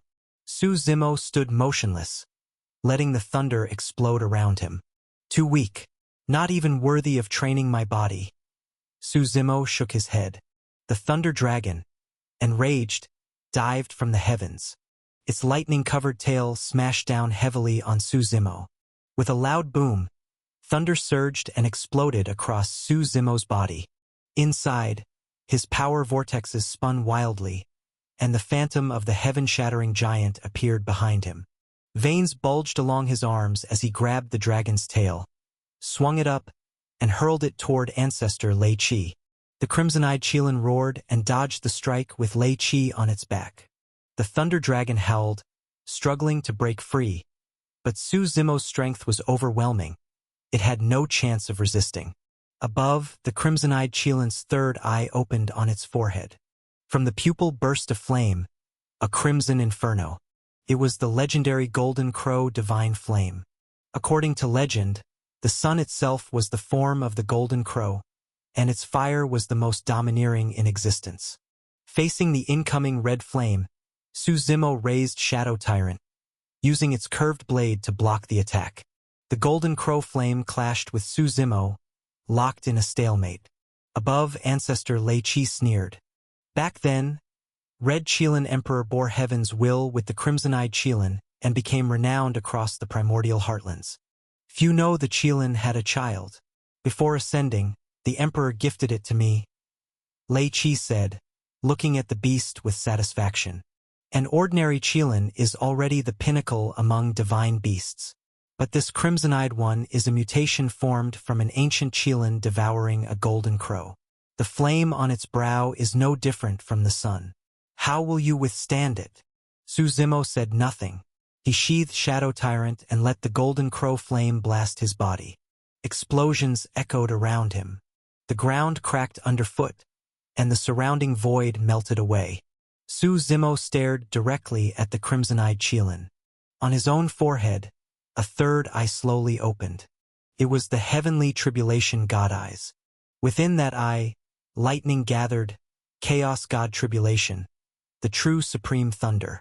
A destructive aura brewed inside, and deep gray lightning spread outward. In the next moment, that torrent of lightning surged forth with unstoppable force. With a massive boom, the golden crow flame was annihilated, along with the crimson-eyed Qilin. No! Ancestor Lei Qi shouted from the side. But it was too late. Both the Qilin and Thunder Dragon were obliterated in Su Zimo's Chaos God Tribulation. That entire portion of the sky collapsed. Everything returned to origin and silence. You? Ancestor Lei Qi pointed at Su Zimo, speechless for a long time. Stunned and terrified, his mind went blank. The beasts in your forest are quite good. I've taken a liking to them, Su Zimo said. The beast-taming sacred ground was truly skilled at raising beasts, not only in quantity but in rarity. Many were extinct elsewhere. Some were even on the brink of extinction. I'll take the beasts, but you all are unnecessary, Su Zimo said with a grin. What are you planning? The lineage members asked warily. Useless things don't deserve to exist, Su Zimo replied. He waved his hand, opening the void of the true fate world. The dragon gods and other sacred beasts of the myriad beast realm descended from the god world. In an instant, dragon might surged, and beasts ruled the sky. The crowd was speechless in shock. Kill everyone in this beast forest. Su Zimo snapped his fingers. Dragon gods roared, spreading throughout the forest. They hunted down every disciple of the beast-taming sacred ground. Instantly, chaos erupted. All life joined the battle. But the disciples' strength was too weak. Aside from a few who held out momentarily, the rest were slaughtered. As for Jiang Shenglong and the other top members, Su Zimo left them for chaos to handle. Within half a day, the entire forest was purged. Su Zimo expanded his senses, confirming there were no mistakes. Around him, aura surged. Shadow Tyrant stabbed into the ground. A bottomless pit appeared in the earth. Moments later, the land began to tremble. Centered around the beast forest, a circular rift formed. The land beneath the forest was lifted from below, splitting into a separate floating island. The rift connecting to the god world widened, eventually swallowing the entire beast forest island. From now on, the myriad beast race will be based on this suspended beast forest island. Chapter 832, Demon-Slaying Ridge, Immortal Town. As the god world devoured the rising beast forest island, Su Zimo's voice fell. One by one, the dragons returned to the god world. At this moment, Su Zimo was levitating the beast forest island in the sky. The island was shrouded in mist, cold and lofty, majestically floating above the heavens. Within the forest, all kinds of rare and exotic beasts and divine beasts trembled, lying prostrate. Countless dragons had also returned to the forest. This environment was perfect for the survival of beasts. Everything exuded a raw, primal aura. This land became the territory of the myriad beast tribe. As for the rest, Su Zimo left it to chaos and the others to handle. Su Zimo stepped out from the god world, heading toward Demon-Slaying Ridge with the monk Great Wisdom. I've realized that I understand you less and less, Great Wisdom said. In this world, who can truly see things clearly? Su Zimo smiled. He slowly unsheathed Shadow Tyrant. During his clash with the crimson-eyed Qilin's golden crow flame, he had hesitated, not because of the flame, but because of Shadow Tyrant itself. Since beginning his path of cultivation, Shadow Tyrant had always been by his side. He had once tempered the blade using the 6-domain weapon nurturing technique. But now, as the enemies he faced grew stronger, Su Zimo felt that Shadow Tyrant was slowly falling behind. He had a true divine sword in hand. Once he found the Supreme God Hammer and the 9-curve God Flame, he could reforge it again. Demon-slaying Ridge lay north of the beast-taming sacred ground. The distance between the two wasn't far. As the saying went, infernal aura billows endlessly, 10,000 miles of Death Ridge, that referred to Demon-slaying Ridge. After 3 days of travel, Su Zimo and Great Wisdom finally reached their destination. The two stood in front of a small town at the base of the ridge, their eyes locked on the vast, endless range of mountains ahead, billowing with infernal energy. The black mountains overlapped like waves on the sea, surging, powerful, and majestic. The sky was dark, shrouded by the infernal aura covering the entire ridge. As the wind blew, infernal mist surged. Sometimes it formed a terrifying face. Sometimes deep roars echoed from within. In short, Demon-slaying Ridge was a forbidden ground in the Heavensoar region. No one was allowed to enter. "We've arrived," Su Zimo murmured. "My God! What is this place?" Great Wisdom said in awe. "I've never seen infernal energy this dense. A great omen of calamity." "What calamity?" Su Zimo asked. "With so much infernal energy gathered here, surely some great demon resides within," Great Wisdom answered. "Infernal energy is just another type of spirit force. It's just a form of power. Why must this power be labeled calamity or evil?" Su Zimo challenged. "Power is in my hands. Shouldn't I decide good or evil? I have infernal energy too. Does that make me a great demon?" "I didn't mean that," Great Wisdom said, chasing after Su Zimo's departing back. "It's not me labeling it, it's how the world sees it. Demon equals evil. That's why, sometimes, the truth is only held by a few," Su Zimo said with a smile. "Enough talk. Let's check out that town ahead. Think it over yourself." "I understand," Great Wisdom nodded. The town ahead looked ancient. At its gate, the rusted iron arch bore the 3 characters for Immortal Town. But both the gate and the writing were weathered with age and rust. As the two entered, they found the town of moderate size. Shops lined both sides of the streets, selling all kinds of goods. Many people had settled here and made it their home. Very few outsiders ever came. Since no one was allowed on Demon-slaying Ridge, there was little reason to come to such a remote place. Su Zimo and Great Wisdom found an inn. Honored guests, the innkeeper greeted them warmly, coming forward with a smile. There were no staff, only the innkeeper alone. "What specialties do you have?" "Just bring what you think is best," Great Wisdom said. "Very well." The innkeeper grinned and quickly went to the back. Soon, 2 meat and 2 vegetable dishes were served. "Innkeeper, could we ask you a few things?" Su Zimo asked. "You want to know about Demon-slaying Ridge, don't you?" The innkeeper replied, pulling over a chair and sitting nearby. "Ask whatever you want. I've lived in Immortal Town for half my life. Nothing I don't know." "Why is it called Immortal Town?" Great Wisdom asked. "Legend has it that long ago, an immortal descended here." The innkeeper smiled. "He left behind his legacy. Later, people settled here in search of it and made this place their home. So the town was named Immortal Town." "Was the legacy found?" Su Zimo asked. "Yes. A man named Huangfu Long obtained it," the innkeeper said. "His family, the Huangfu clan, has guarded Demon-slaying Ridge ever since. That's when people learned that in order to receive the Immortal's legacy, generations of descendants had to guard the ridge. No one was allowed to enter." "I see."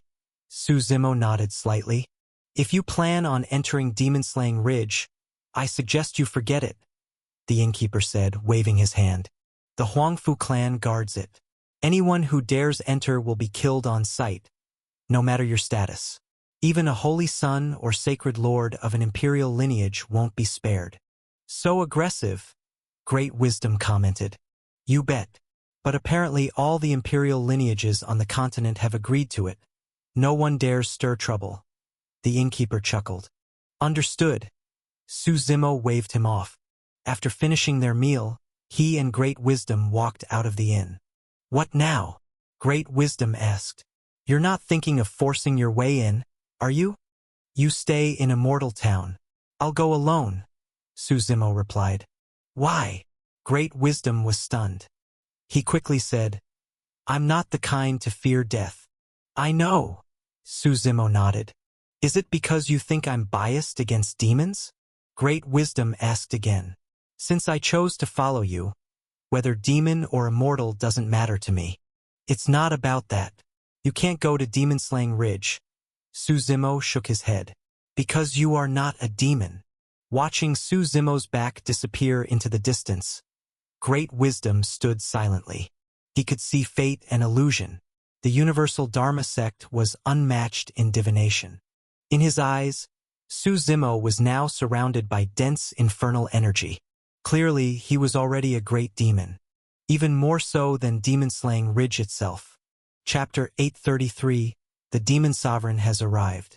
Watching Su Zimo's figure gradually fade into the distance, Monk Great Wisdom brought a chair from the inn. He sat there, eyes fixed steadily on the direction of Demon-Slaying Ridge, unmoving. This time, I go to meet you as the Infernal Lord, Su Zimo murmured. He walked step by step toward Demon-Slaying Ridge. Above him, endless demonic clouds roared. The closer he got to the ridge, the darker the sky became, until eventually, it fell into complete and profound darkness. Demon-Slaying Ridge stretched endlessly into the horizon. The path to the ridge had long been overgrown with weeds. No one had walked it for ages. Footsteps echoed softly as Su Zimo walked to the ridge's entrance. The entrance was a winding, narrow path. On either side, lush forests rose, towering ancient trees reaching into the sky. Halt, outsider! A stern voice barked, stopping Su Zimo. He looked up to see a man in a yellow robe standing at the entrance. The man held a long spear, his body exuding a sharp aura of spear intent. He glared at Su Zimo, eyes full of vigilance. This is Demon-Slaying Ridge. Entry is forbidden. Leave at once. Hearing this, Su Zimo smiled. He raised his hand, and endless demonic energy surged from his hell-suppressing demon physique. I know. I came here precisely for Demon-Slaying Ridge. Courting death, the yellow-robed man growled. He immediately hurled his long spear at Su Zimo. The spear sliced through the air, shattering layers of space, its tip gleaming with a cold light. Su Zimo tilted slightly to the side, easily dodging it. The yellow-robed man stepped back half a step with his right foot, leaning forward as he charged at Su Zimo. His outstretched hand recalled the thrown spear, which spun once in the air before returning to his grip, carrying with it spatial-tearing power. He fused killing intent with his spear and struck at Su Zimo. Su Zimo raised his hand slightly, pinching with 2 fingers. The spear heading toward him snapped cleanly in half. What? The man exclaimed in horror. Su Zimo still held the broken spear tip in his hand. With a flick of his wrist, it shot out like lightning. So fast the man couldn't even react. The tip pierced his throat, pinning him to the side and killing him on the spot. Su Zimo lightly brushed his robes and stepped into Demon-Slaying Ridge. In the primordial demon cave of the lands of exile. To the demons, this was just another ordinary day. They were sealed here, never able to leave the lands of exile for eternity. Suddenly, a pillar of demonic energy burst from the center of the primordial demon cave. It shot up into the sky, not merging with the existing demonic clouds above. Instead, it stirred the heavens into a frenzy. Crackling booms echoed as dark thunder rolled through the sky, and black lightning bolts zipped across the demonic clouds. All the ancient demons looked up in surprise at the source of the eruption. What's that? Looks like it's coming from the sky-piercing halberd. The sky-piercing halberd is reacting, someone shouted. At the heart of the primordial demon cave stood a pillar as tall as the heavens itself. Its surface was wrapped in a stone shell, hiding what lay within. The pillar stretched up to the sky, merging with the dark clouds above. Looking up, one could not see its end. At this moment, several figures appeared from all directions. Some rode demon dragons roaring into the sky. Others transformed into black streaks of light, tearing through the void. A burly giant arrived with a single step from 10,000 miles away, shaking the heavens and the earth. A man with a long sword and sharp eyes descended, wearing a black conical hat. There were over a dozen figures, each exuding terrifying might. Dense, unyielding demonic energy surrounded them as they circled the pillar. On the surface of the pillar, the stone layer began to peel away. A red light flowed along the pillar like blood, wrapping around it in countless coils from top to bottom. The sky-piercing halberd is awakening. It senses the presence of the infernal lord. How many years has it been? Our ancient demon race has endured in these lands of exile for countless millennia. At last, our lord has returned. Yes, it's time the world sees the power of our ancient demon race again. Be it the 10 great eternal lineages or that old villainous heaven, none shall stop our rise. Glory is shining again. Blood is boiling. I feel the call. Infernal Lord, welcome back. Manic, sinister laughter echoed throughout the primordial demon cave. As he walked into Demon-Slaying Ridge, Suzimo could clearly feel it. The demonic energy here felt intimately familiar, like a natural extension of his own body, coiling around him. The moment he entered, the demonic clouds above became even more frenzied. They howled as if venting the rage of countless ages of being sealed. Suzimo felt completely at ease. Breathing in the air here was invigorating, even euphoric. 10,000 miles away, atop the tallest peak of Demon-Slaying Ridge, a man sat on a boulder. He held a golden sword embedded in the ground. Clad in golden robes embroidered with intricate patterns, each one seemed to tell a story. The man sat with a slight forward bend, right hand gripping the sword's hilt as he looked up at the raging demonic clouds. "He's here," Huangfu Long said calmly. "Ancestor, who is here?" Huangfu Xiong, the current patriarch of the Huangfu clan, walked up behind him and asked in confusion. "Our enemy," Huangfu Long replied flatly. "Enemy?" Huangfu Xiong still didn't understand. For tens of thousands of years, the Huangfu clan had guarded Demon-Slaying Ridge.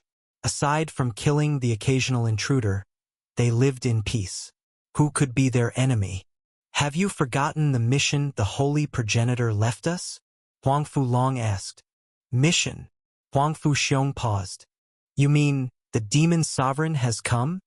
It was something from long, long ago, back when the Huangfu clan was still an ordinary mortal family. By chance, they had received the inheritance of an immortal. That immortal was the Holy Progenitor.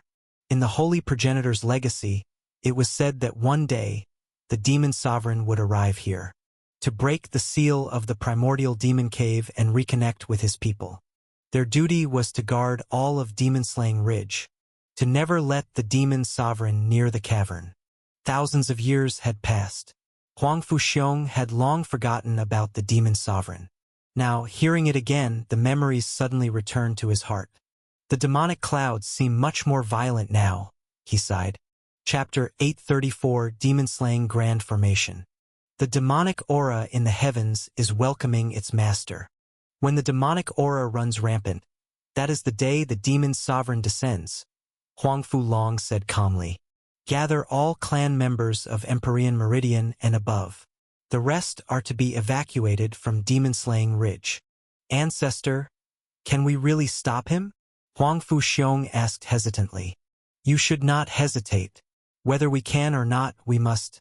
Huangfu Long slowly stood up. Sword intent soared into the sky from his body. The golden long sword in his hand trembled slightly.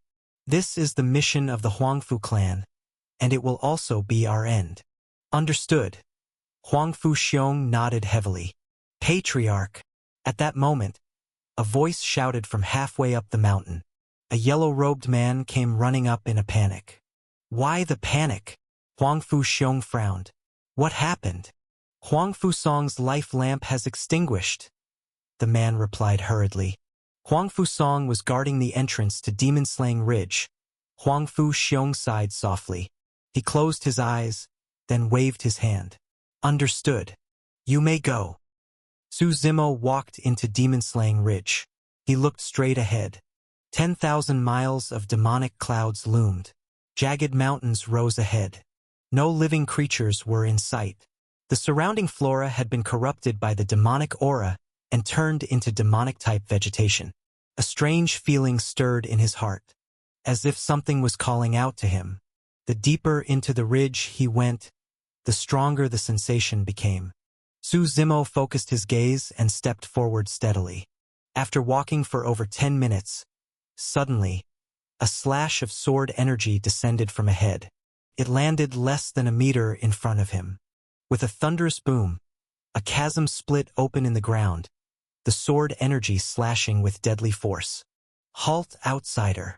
Su Zimo looked up to see a group of people standing atop the mountain before him. Their robes fluttered in the wind. Each one emanated an overwhelming aura, and their combined presence suppressed the very sky. Huang Fu clan, Su Zimo asked. Are you the infernal lord? Huang Fu Long stood at the front. The golden longsword in his hand radiated powerful sword intent. We've been waiting for you. Waiting here to die, then? Su Zimo smiled. We guard Demon-Slaying Ridge. We will not let you take a single step toward the sealed land, Huang Fu Long said sternly. He stepped into the air, his golden robes flowing like a dragon as he advanced. Behind him followed more than a dozen powerful members of the Huang Fu clan, each no weaker than the God Meridian realm. Some had even reached the peak of arcane immortal realm. Just you lot, Su Zimo chuckled. Unleash the formation. Huang Fu Long didn't waste words. Raising both arms, he shouted loudly. Demon-Slaying Grand Formation. Everyone lifted their arms, and vast waves of immortal energy surged from their bodies. The aura was ethereal yet boundless, seemingly refined over countless eras. As this immortal energy rose to the sky, a blue barrier formed around all of Demon-Slaying Ridge, like an inverted bowl sealing everything within. Even the demonic clouds above were completely cut off. The dozen-plus Huang Fu experts became the formation's cores. With God Meridian and arcane immortal-level cultivators as nodes, the power of this array was unimaginable. Endless immortal energy continued rising, forming the array's foundation. The entire Demon-Slaying Ridge trembled. Thunderous rumbling echoed from all directions. Huang Fu Long's golden robe soared into the sky. In an instant, it enlarged thousands of times, covering the entire ridge beneath it. The robe was patterned with countless symbols. As it descended, the symbols detached and manifested on the ground. Su Zimo looked down to see a repelling force pushing against his demonic energy. This suppressive force felt like a massive mountain pressing down on him, and it kept growing stronger, as if determined to crush him completely. It was endless, ever-increasing. The Huang Fu clan stood in a strange formation. Above them, the golden longsword floated in the sky, bathed in surging immortal energy. Immortal sword in the world, slay demons and uphold the righteous path, Huang Fu Long shouted. Their faces contorted with strain. Their forms appeared faint and unstable. Kill! They roared in unison, all pointing at Su Zimo. The golden longsword above sliced through the void, carrying unmatched power and boundless immortal energy. It tore through everything in its path, striking at Su Zimo. All around him, gravity intensified, suppressing his movement. Su Zimo lifted his eyes slightly, watching the golden sword streak toward him like a stream of light. It struck his head directly with immense force. With a loud bang, the sword rebounded and was flung away. Su Zimo grinned and rubbed his head. Since his body's transformation, his defense had increased by several levels. He threw a punch into the air, shattering the suppressive immortal aura around him. Cracking his neck, Su Zimo looked at the shocked and terrified Huang Fulong. As thanks for guarding this land all these years, I'll reward you all by burying you here. The power of the hell-suppressing demon physique roared to life. Su Zimo raised both hands, summoning the lingering demonic energy above. Previously ownerless, the demonic aura now condensed into a giant figure, striking at the outer barrier of the formation. 10 forms of demon, 4th form, celestial demon, seeker of celestial tribulation. As Su Zimo spoke, he extended his right hand. A pillar of demonic light shot up, piercing the clouds and tearing through the array before him. What is seeker of celestial tribulation? This technique seizes the power of the grand Tao itself, becoming the heavens that rule all. He steals the authority of primordial Heartland's heavens, and naturally governs its living beings. Watching the towering demonic light tear through their formation, the Huangfu clan had no power to resist or stop it. The hell-suppressing demon physique howled, and the ancient demonic aura in the sky surged into Su Zimo's body. The demonic energy around him thickened drastically. He slowly extended his right hand and clenched his fist. The space around it shattered outward like glass. In a flash, Su Zimo appeared in front of Huang Fulong. He swung a punch at the man's head. I took a sword from you. Why don't you take a punch from me? At his fist, shockwaves blasted forth. Demonic energy roared. Chapter 835. This world was meant for great strife.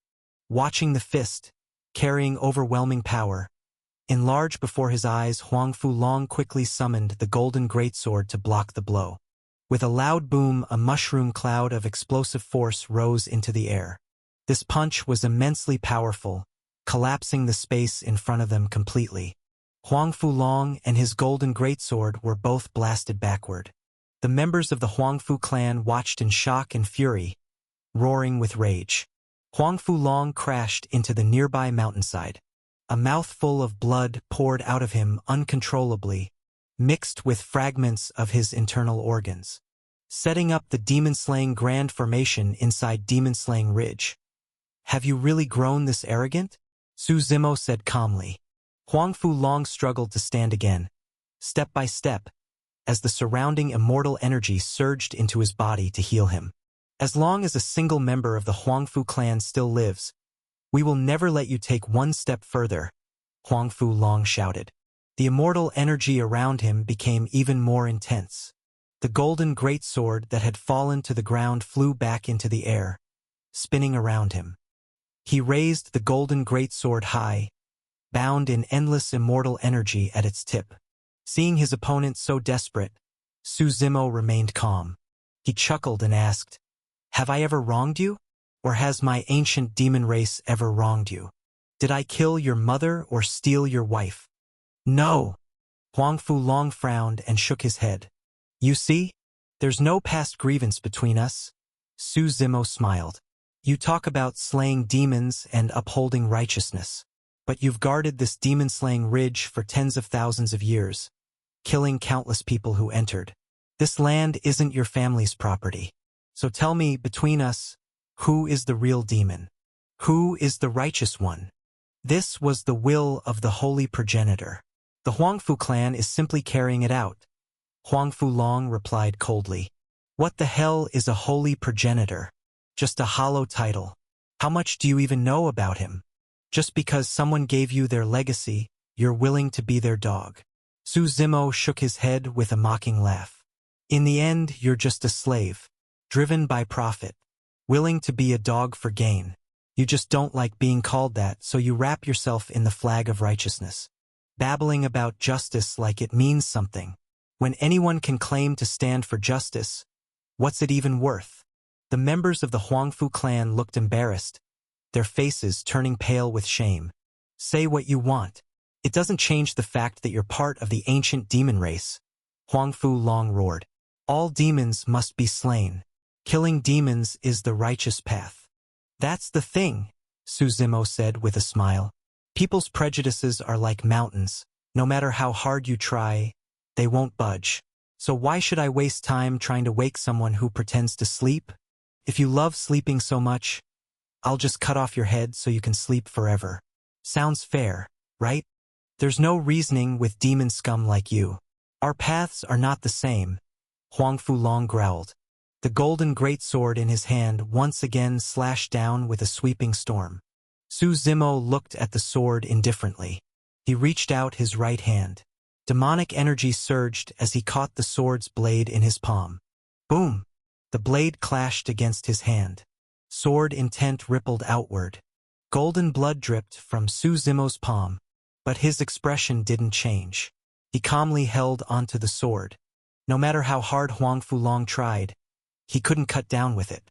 He tried to pull the sword free, but Su Zimo's grip was like iron, unmoving. Kill him!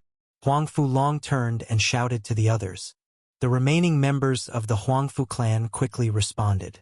Under the lead of Patriarch Huangfu Xiong, waves of immortal energy surged as they surrounded Su Zimo. They charged in from all directions. But at that moment, the demonic aura in the sky exploded in fury.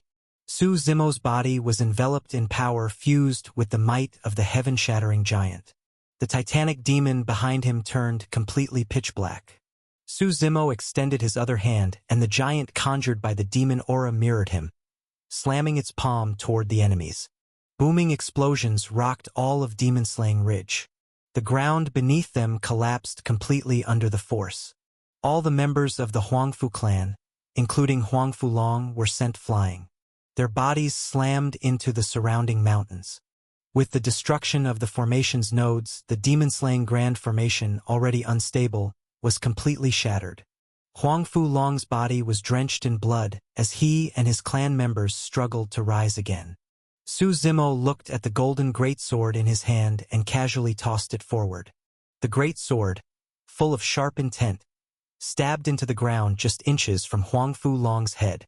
The others, who had been trying to get up, froze in fear and dared not move. Su Zimo walked toward them calmly. The current patriarch, Huangfu Xiong, leaned against some broken rocks and looked up at Su Zimo's approaching figure. Their Huangfu clan had followed the holy progenitor's will to guard Demon-Slaying Ridge and stop the Infernal Lord. But in this moment, he found the situation almost laughable. The Infernal Lord's stride was like the rolling flood of an unstoppable era. That figure was tyrannical and unrestrained. Their clan, in comparison, was nothing more than dust in a storm, barely even worth calling resistance. "So this is the Infernal Lord," he murmured. That figure now stood before them. "Kneel. Beg for mercy," Su Zimo said, pulling the golden sword free. This blade lightly nicked Huang Fulong's neck. Blood dripped out as Su Zimo spoke coldly. Huang Fulong looked at Su Zimo and smiled faintly. "If you're going to kill me, just do it. Good and evil cannot coexist. I do not regret my choice, and I'll never bow to you." "Enough with that good and evil crap," Su Zimo snapped. "People look out for themselves. Anyone who doesn't deserves to die. This world was made for struggle. One general's victory is built on a mountain of corpses. I'm not surprised by anyone's choices. But today I'm strong. You're weak. I'm standing. You're on the ground. Face your failure. Don't use this so-called righteousness as your final excuse. Say what you like. I Huang Fulong, even in death, my honor is heavier than Mount Tai. I will never bow to you," he replied coldly. "Is that so?" Su Zimo clapped his hands with a smile. A massive figure, Chaos, flew in from the edge of the sky. On its back sat many people. When the Huangfu clan members saw them, their faces changed drastically. "These must be your family," Su Zimo smiled. "Quite the plan, trying to send them out of Demon-Slaying Ridge. You clearly came here expecting to die. But I thought it over, and I think you should all reunite. A whole family should be together." Chapter 836, The Sealed Gate. "Let them go. I told you, this has nothing to do with them," someone from the Huangfu clan shouted. It was clear they were furious. These people were the future of their clan. "It has nothing to do with them? How easily you say that," Su Zimo replied with a smile. "The moment your Huangfu clan chose to guard this demon-slaying ridge, none of you were innocent anymore. What exactly do you want?" Huang Fulong asked, looking at Su Zimo. I told you, kneel, beg for mercy, Su Zimo replied. Maybe then I'll consider sparing them. At his words, Huang Fu-long fell silent. He, Huang Fu-long, had been proud his entire life. Ever since receiving the Holy Progenitor's legacy, he had never bowed to anyone. For the Holy Progenitor's mission, he was ready to die a glorious death, unyielding and unbroken. But at this moment, Huang Fu-long lifted his head and looked at his family members before him. There were women and children, all with faces full of panic and fear, despair and helplessness. Most of them were looking at him with hopeful eyes. They wanted to live. They couldn't embrace death like he could. In that instant, even Huang Fu-long began to question whether accepting the Holy Progenitor's legacy had been the right choice. He had wagered everything on this. If they succeeded, the clan would rise in glory, gaining the Holy Progenitor's favor, reaching even the heavens beyond this world. But if they failed, he had planned to die bravely, leaving behind a spark of his clan to flee and start anew. But now, he realized he had underestimated everything. I don't have time to waste with you, Su Zimo said, slowly raising his right hand. I'll count to 3. If you don't kneel, you can reunite with your family in hell. He barely got to the count of 2. With a thud, Huang Fu-long and all the members of the Huang Fu clan knelt before him. Please spare them. It was my fault. I was greedy for the Holy Progenitor's legacy, foolishly trying to reach beyond my station. They have nothing to do with it. Spare them, and I'll do whatever you want. Yes, it's our fault. We were blinded by ambition and led the clan into ruin. We'll take full responsibility. Seeing everyone around him kneeling, Su Zimo lifted his gaze slightly and chuckled. You see, sometimes righteousness and evil aren't all that important. Yes, yes, yes. The Huang Fu clan members nodded quickly. Someone cautiously asked, Could Your Excellency release them now? Go. Su Zimo turned to the remaining members of the Huang Fu clan. Waving his hand, he said, I won't kill you. The remaining clan members immediately expressed their gratitude and hurriedly fled into the distance. Just then, the demonic aura in the sky seemed to erupt in fury. Waves of black demonic energy plunged from above, piercing through the fleeing clan members' bodies. Huang Fu-long and Huang Fu-xiong's eyes widened in horror as they shouted at Su Zimo. You lied to us. You said you'd let them go. I didn't kill them, Su Zimo said calmly. It's just that your Huang Fu clan suppressed this demon-slaying ridge for too long. The demonic energy here has grown resentful. It acted on its own. It wasn't my will. Huang Fu-long collapsed to the ground, staring blankly ahead. His clansmen were falling one by one in the demon aura. They had no power to resist, only despair and cries, like lambs awaiting slaughter. Suddenly, as if driven by a final surge of strength, Huang Fu-long shot up from the ground. He charged at Su Zimo with the golden greatsword. But as he reached him, Shadow Tyrant flew from its scabbard and pierced directly through Huang Fu-long's neck. I'll never let you go, even as a ghost. Huang Fu-long spat blood, his body drenched in it. He glared at Su Zimo with hatred. Su Zimo smiled, gently brushing the man's face with his hand, letting him die in peace. Then he said softly, I've killed many in this life, those I should have killed, and those I probably shouldn't have. If you get to the underworld, tell them to gather up and come for revenge. I'll kill you all again in one go. Saves me the trouble. I hate inconvenience. With a thud, Huang Fu-long's body crashed to the ground. Su Zimo wiped the blood off his hands, glanced at the remaining few, and said to Chaos, This place is yours now. However cruel you want to be, make them die that way. Su Zimo fixed his gaze ahead and continued walking step by step. The deeper he went, the denser and more violent the demonic energy became. But as Su Zimo approached, the once violent aura instead surrounded him, rising into the sky, as if bowing to their new king. The surrounding void shattered under the corrosion of the demonic energy. In Immortal Town, Monk Great Wisdom leaned back in his chair, his eyes fixed on the distant horizon. There, Demonic energy blanketed the entire sky. It seemed a great battle was taking place. The void shattered and healed over and over again. He could almost picture the scene. That man, wrapped in overwhelming demonic energy, sweeping in like a dream, unstoppable. Ancestor, just what kind of man did you have me follow? Monk Great Wisdom sighed. But now he had no choice left.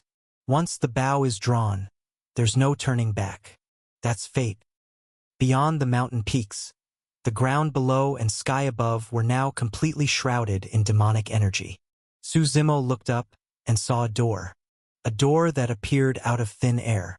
Beyond the door, there seemed to be nothing, just the door itself standing alone in the world. Endless demonic energy surged from the cracks in the door. Su Zimo looked up. It seemed that all the demonic aura from the sky, from within Demon-Slaying Ridge, was flowing from this very door. He slowly approached, his heartbeat accelerating. Something on the other side of the door was calling to him. Even though Su Zimo knew this door didn't lead directly to the primordial demon cave, it merely allowed communication with the beings on the other side. He took a deep breath, trying to calm himself. But the sensation was strange. His mind was calm, but his body was reacting instinctively, longing for the call from the other side. He slowly placed his hand on the door. In that instant, with a deafening boom, a wave of imperial might surged from the door. As if the seal had been disturbed, a rumbling erupted from within and blasted Su Zimo backward. Chapter 837 Sealed by Grand Emperors, the Arrival of All Demons. Su Zimo steadied himself, staring at the position of the gate. A vast and mighty imperial pressure spread out from within. In that moment, heaven and earth fell silent. Countless towering figures stepped out from the seal, walking through the air. Each of these figures seemed capable of suppressing all realms, sweeping through the desolate cosmos, walking out from ancient times. The world was deathly still. Endless imperial might descended and suppressed the land.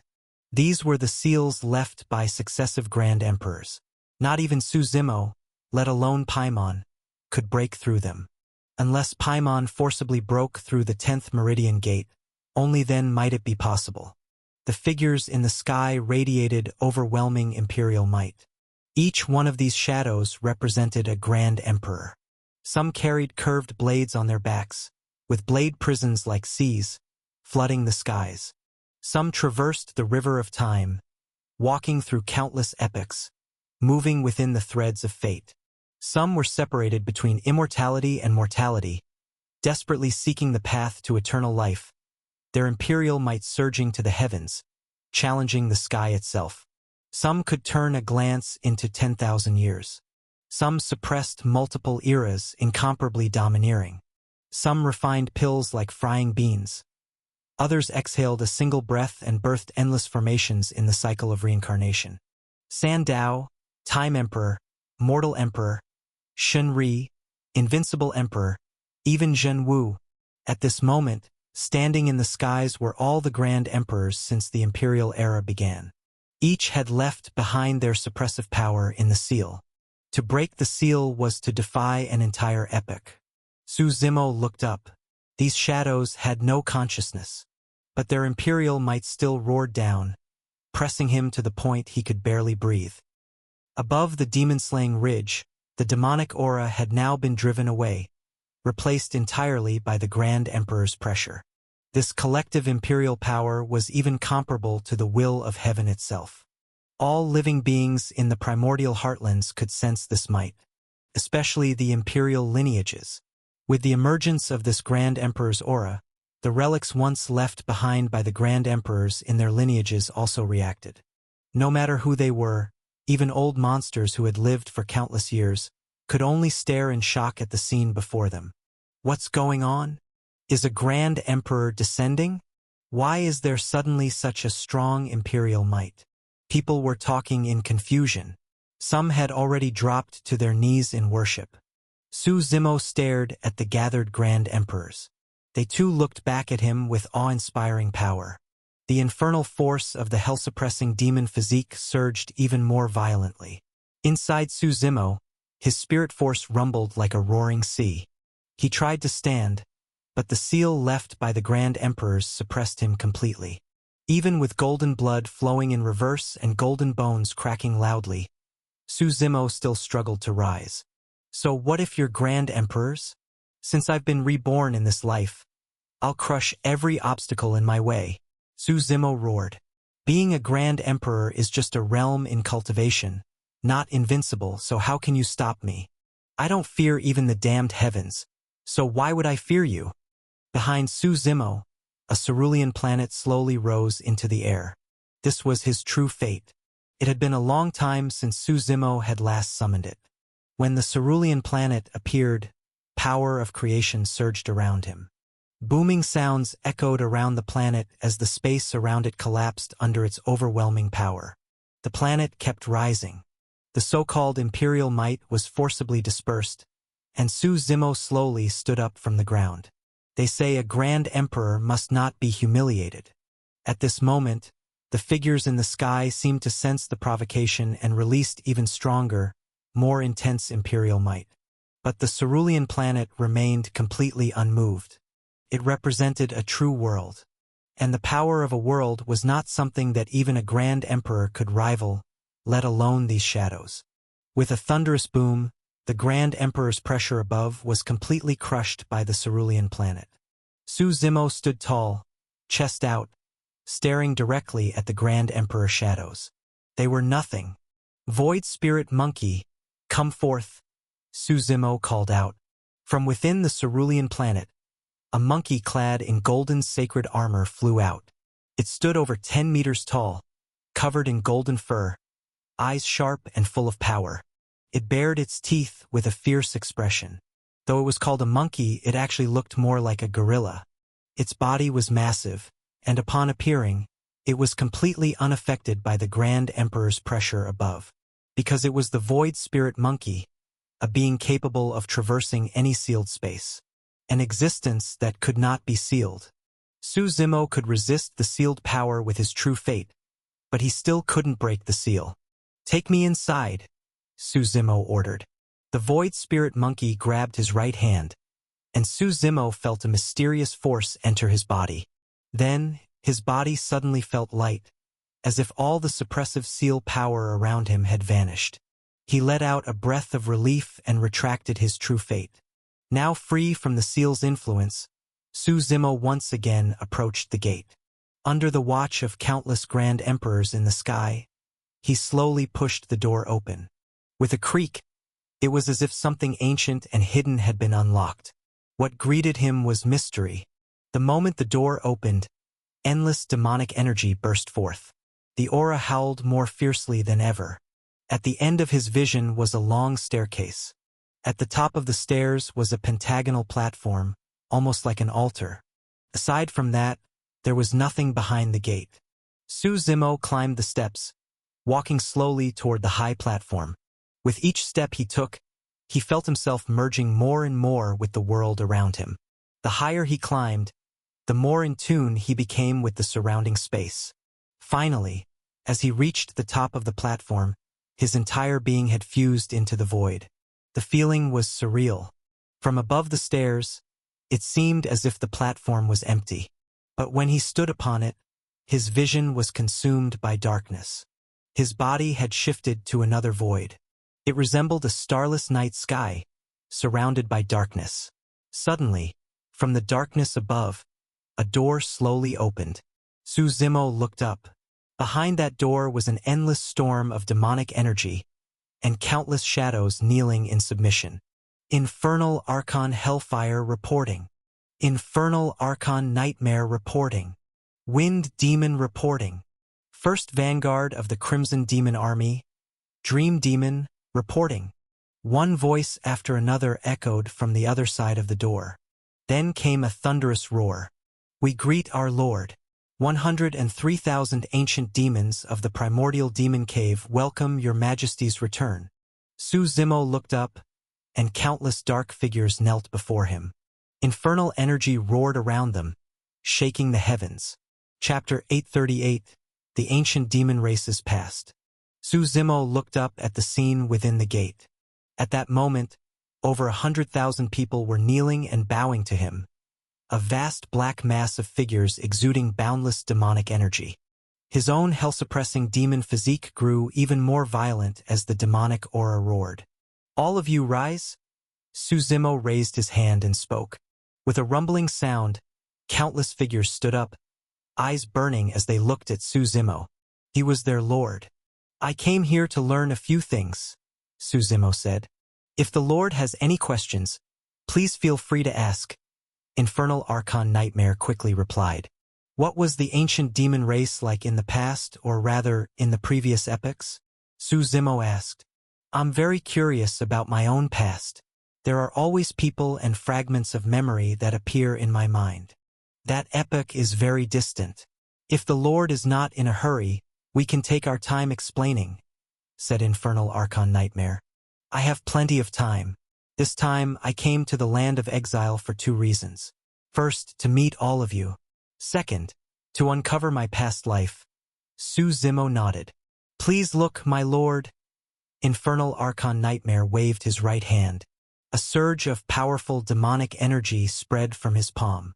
The energy enveloped the entire primordial demon cave, and scenes began to emerge from within it. At the beginning of the blessed epoch, people lived in peace. There were no wars, no conflicts. Everyone lived in harmony. Later, the path of cultivation flourished across the world, and all beings began to pursue the path to immortality. The world holds billions of living creatures, and the phrase 3,000 races is merely symbolic. In truth, there are far more races than just 3,000. The ancient demon race was one of them. Humans are greedy, but what defines a human? Joy, anger, sorrow, contemplation, grief, fear, and surprise, that is being human. Arrogance, jealousy, greed, lust, those are also human traits. People have 2 sides, there is good and there is evil. Where there are people, there is conflict. As is well known, there were 10 great celestial sects in the world. They sought to rule over everything. But people longed for freedom. Who would willingly be ruled? Who is more noble than whom? Thus, the 10 celestial sects invented the concept of evil.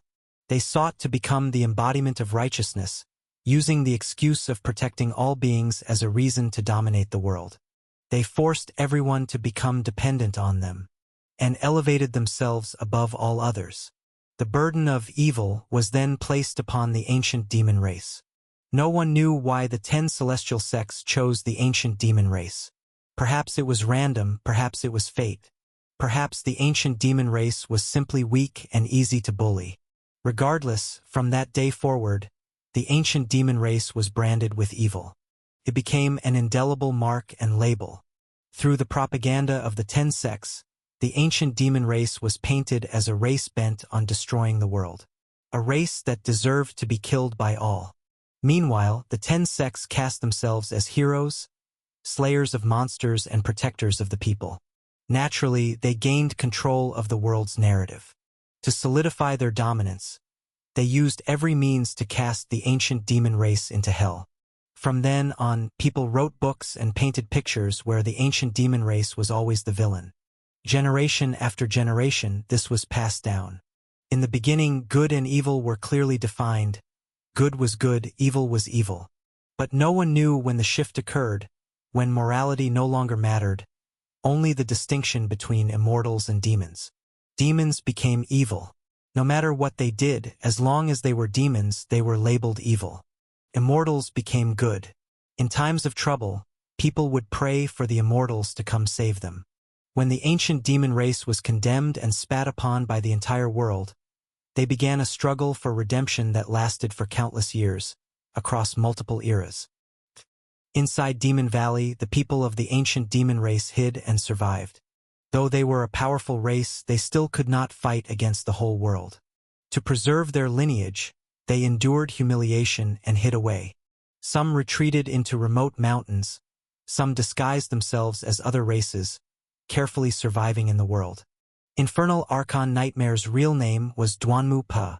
He sat in Demon Valley, before a slowly flowing stream, watching his reflection in the water, lost in thought. Where was the ancient demon race's path forward? He and the others could bear the shame and suffering, but what about the future? What about their children, their descendants? Were they to live like this forever? With time, the truth might truly be lost in the ancient river of fate. No one would care what really happened. People would only believe what was written in books, drawn in paintings, and passed down in stories. They would believe the ancient demon race was evil, that slaying demons was the righteous thing to do. Just as Duanmupe was lost in despair about the future, ripples suddenly appeared in the stream before him. He looked up and saw a small boat drifting slowly down the river. A man sat on the boat. His gaze was calm, long hair flowing without wind, wearing a black robe. A red cloak billowed lightly behind him. His face was sharp and defined, full of resolve. Thick eyebrows, deep and boundless eyes, like an endless ocean. The boat came to a stop before him. Only then did Duanmupe react. His expression changed dramatically. The ancient demon race had already gone into hiding, enduring disgrace, and yet someone had still found them. He stood up and backed away cautiously, eyes wary of the man. "Are you one of the ancient demon race?" the man asked with a faint smile. Duanmupe didn't answer, sweat beginning to bead on his forehead.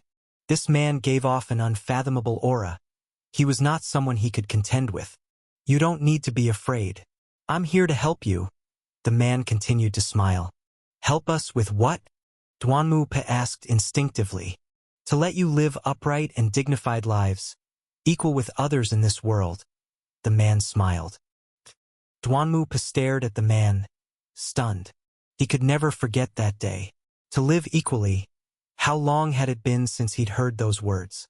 From that day on, the man proved himself through strength and leadership. He became the infernal lord recognized by all demons. He led the ancient demon race into countless battles across the years. The prejudice against demons was deeply rooted in the hearts of the world. So the infernal lord didn't waste time trying to change minds. He used fists as truth. In an era where strength reigned, he vowed to make the ancient demon race stand above all. Even if that meant becoming the enemy of the world, it didn't matter. No one knew the man's identity, where he came from, or why he chose to help the ancient demon race. Only that from that moment on, the ancient demon race saw hope. No longer just struggling in vain. Chapter 839, Heavenly Tao Academy. They had planned for countless years. Generation after generation poured their lives into the effort.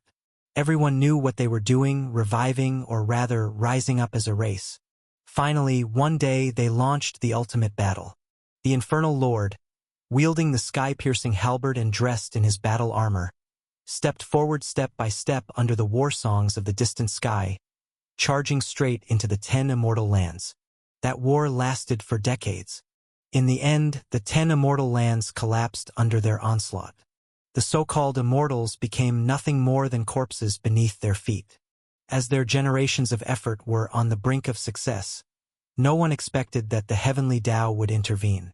Heavenly tribulation descended, and the boundless power of heaven and earth crushed the ancient demon race with unstoppable force. In an instant, the tides turned. With the help of the heavenly Tao, the 10 immortal lands launched a counterattack. The ancient demon race was forced to retreat, relentlessly hunted down across the continent. At the crucial moment, the infernal lord stood forward alone. He sent everyone into the primordial demon cave, into the land of exile. A place where even the heavenly Tao could not intervene. A world abandoned by the universe, just like the ancient demon race itself. The infernal lord stood alone to hold them off.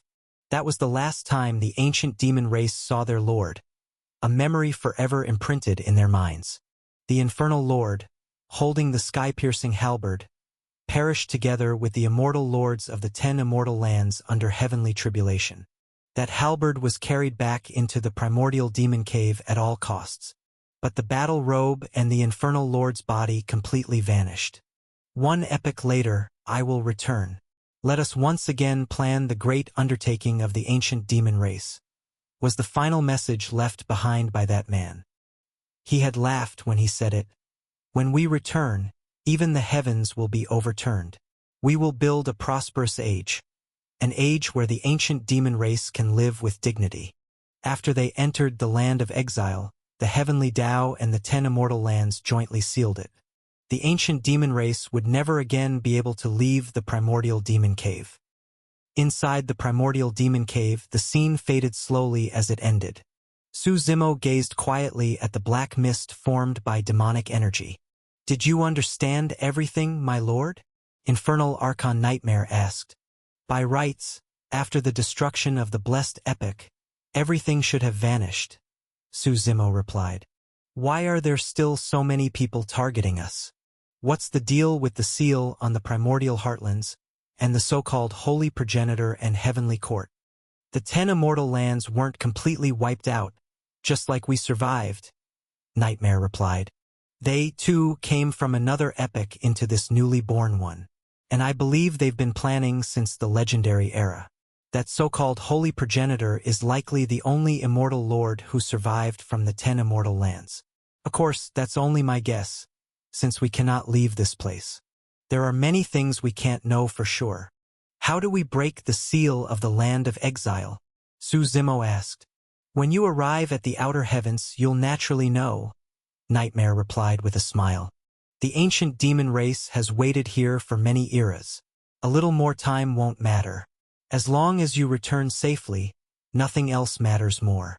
Hearing this, Su Zimo continued, "If what you said is true, then I'm probably not originally from the ancient demon race, right? We don't know where you came from, my lord. You just appeared suddenly and led us to rise," Nightmare said. "I understand." Su Zimo nodded slightly. He had basically understood the ancient demon race's situation, and for now had a rough idea of who the enemy was. All of this was preparation for entering the outer heavens. "My lord, we await you in the outer heavens," Nightmare said. "The outer heavens connects directly to the primordial demon cave." "Good. Then when I return, we'll fight together once more," Su Zimo smiled. "We respectfully see off our lord," came the thunderous cry. All of the ancient demon race knelt again, a sea of dark shadows roaring like thunder. The demonic energy surged in a celebratory storm. The gate before him slowly closed, and when Su Zimo opened his eyes again, he was already back on the high platform. On his return path, the power of the seal had disappeared. The Grand Emperor shadows slowly faded into the gate. Su Zimo looked up at the sky, where demonic energy churned and roiled. He left the demon-slaying ridge. In Immortal Town, chaos had broken out due to the disturbance at the ridge. The town hadn't seen such a sight in ages. Monk Great Wisdom stood up slowly as he saw Su Zimo return. "All done?" he asked. I've learned what I needed to know." Su Zimo nodded. "So what now? Where will you go next?" Monk Great Wisdom asked. "I'll quietly wait for heaven's will to arrive," Su Zimo replied. "If I still have time, I'll make a trip to Heavenly Tao Academy." He was still thinking about the 9-curve God Fire and the incomplete True God Sword in his hand. "Then let's go," Monk Great Wisdom smiled. "Enjoy the peace and quiet before the storm hits." Monk Great Wisdom looked up at the sky. The vast sky of heavens had begun to take shape. Half the sky was already covered by it. When the entire sky is shrouded, that would be the moment heavens will fully descend. Heavenly Tao Academy was located in the Overlord region. If one had to name the most powerful factions in the Overlord region, two came to mind: the Immortal Extinction Sacred Ground and Heavenly Tao Academy. Founded during the ancient Desolate Era, the history of Heavenly Tao Academy was older than any imperial lineage. The students who walked out of it were extraordinary. There were Grand Emperors, Zenith Immortals, and many legendary figures. If all of Heavenly Tao Academy students were gathered in one place, the entire continent would tremble. Having survived since the ancient Desolate Era, enduring countless hardships, the Academy's very survival proved its immense strength. It was now April, the early days of spring after the end of winter. The trees were dressed in jade green, willows draped like silk. Spring meant rebirth and prosperity for all things. Heavenly Dao Academy was located in Heavenly Dao City. Even without discussing the academy itself, Heavenly Dao City alone covered hundreds of thousands of square kilometers.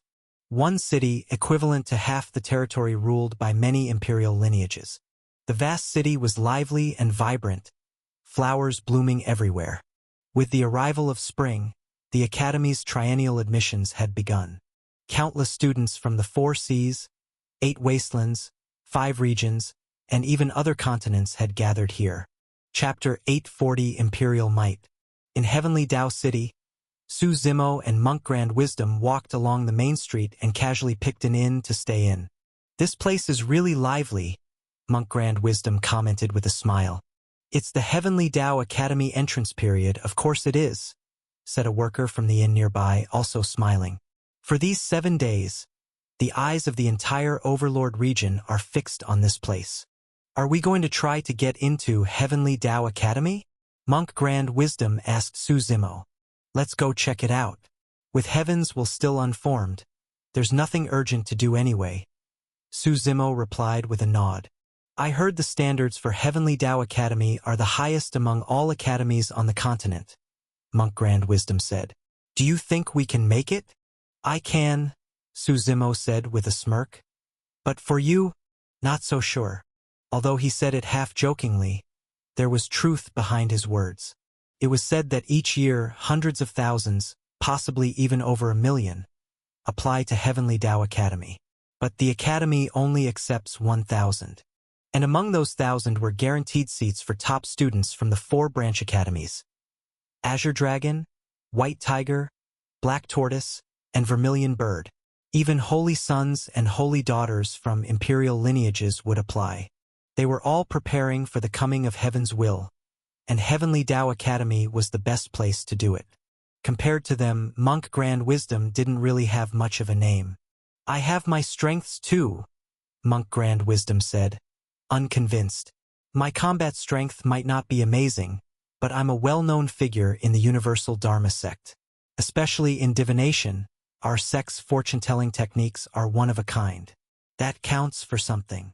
Su Zimo smiled and didn't argue. What he said was true. After all, their grandmaster was able to find him using karma, which was no small feat. After finishing their meal, the two followed the crowds to the gates of Heavenly Dao Academy.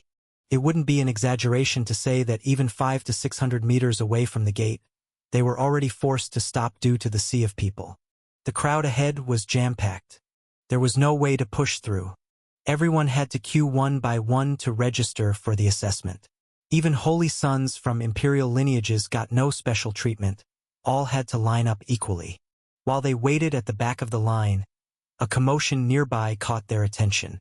"Kid, I'm doing you a favor by cutting in line. Don't push your luck," a blue-robed young man shouted arrogantly. There were 2 young men arguing. One wore a patched-up gray robe, dirty and unwashed for a long time, with a strange smell. His hair was messy and greasy, making him look like a wild man.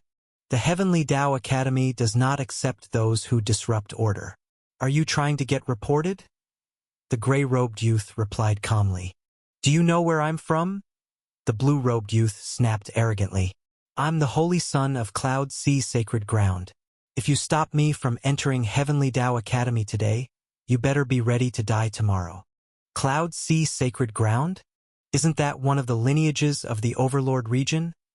Someone nearby whispered. Could he really be the holy son, Guan Chonglin? Despite the murmurs around him, the gray-robed youth remained indifferent. He gave Guan Chonglin a faint glance and said, "You should be thankful this is Heavenly Dao Academy. Anywhere else, you'd already be a corpse." Their shouting drew the attention of the academy. Several white-robed figures arrived through the air, each with the characters Heavenly Dao written on their backs. Clearly academy students. "What's going on here?" the leader asked sternly.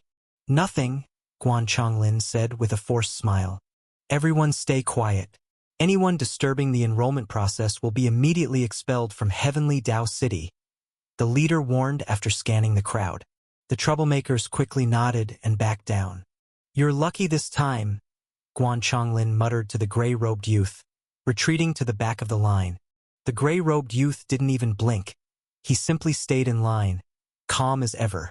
Su Zimo turned to see Monk Grand Wisdom staring intently at the youth.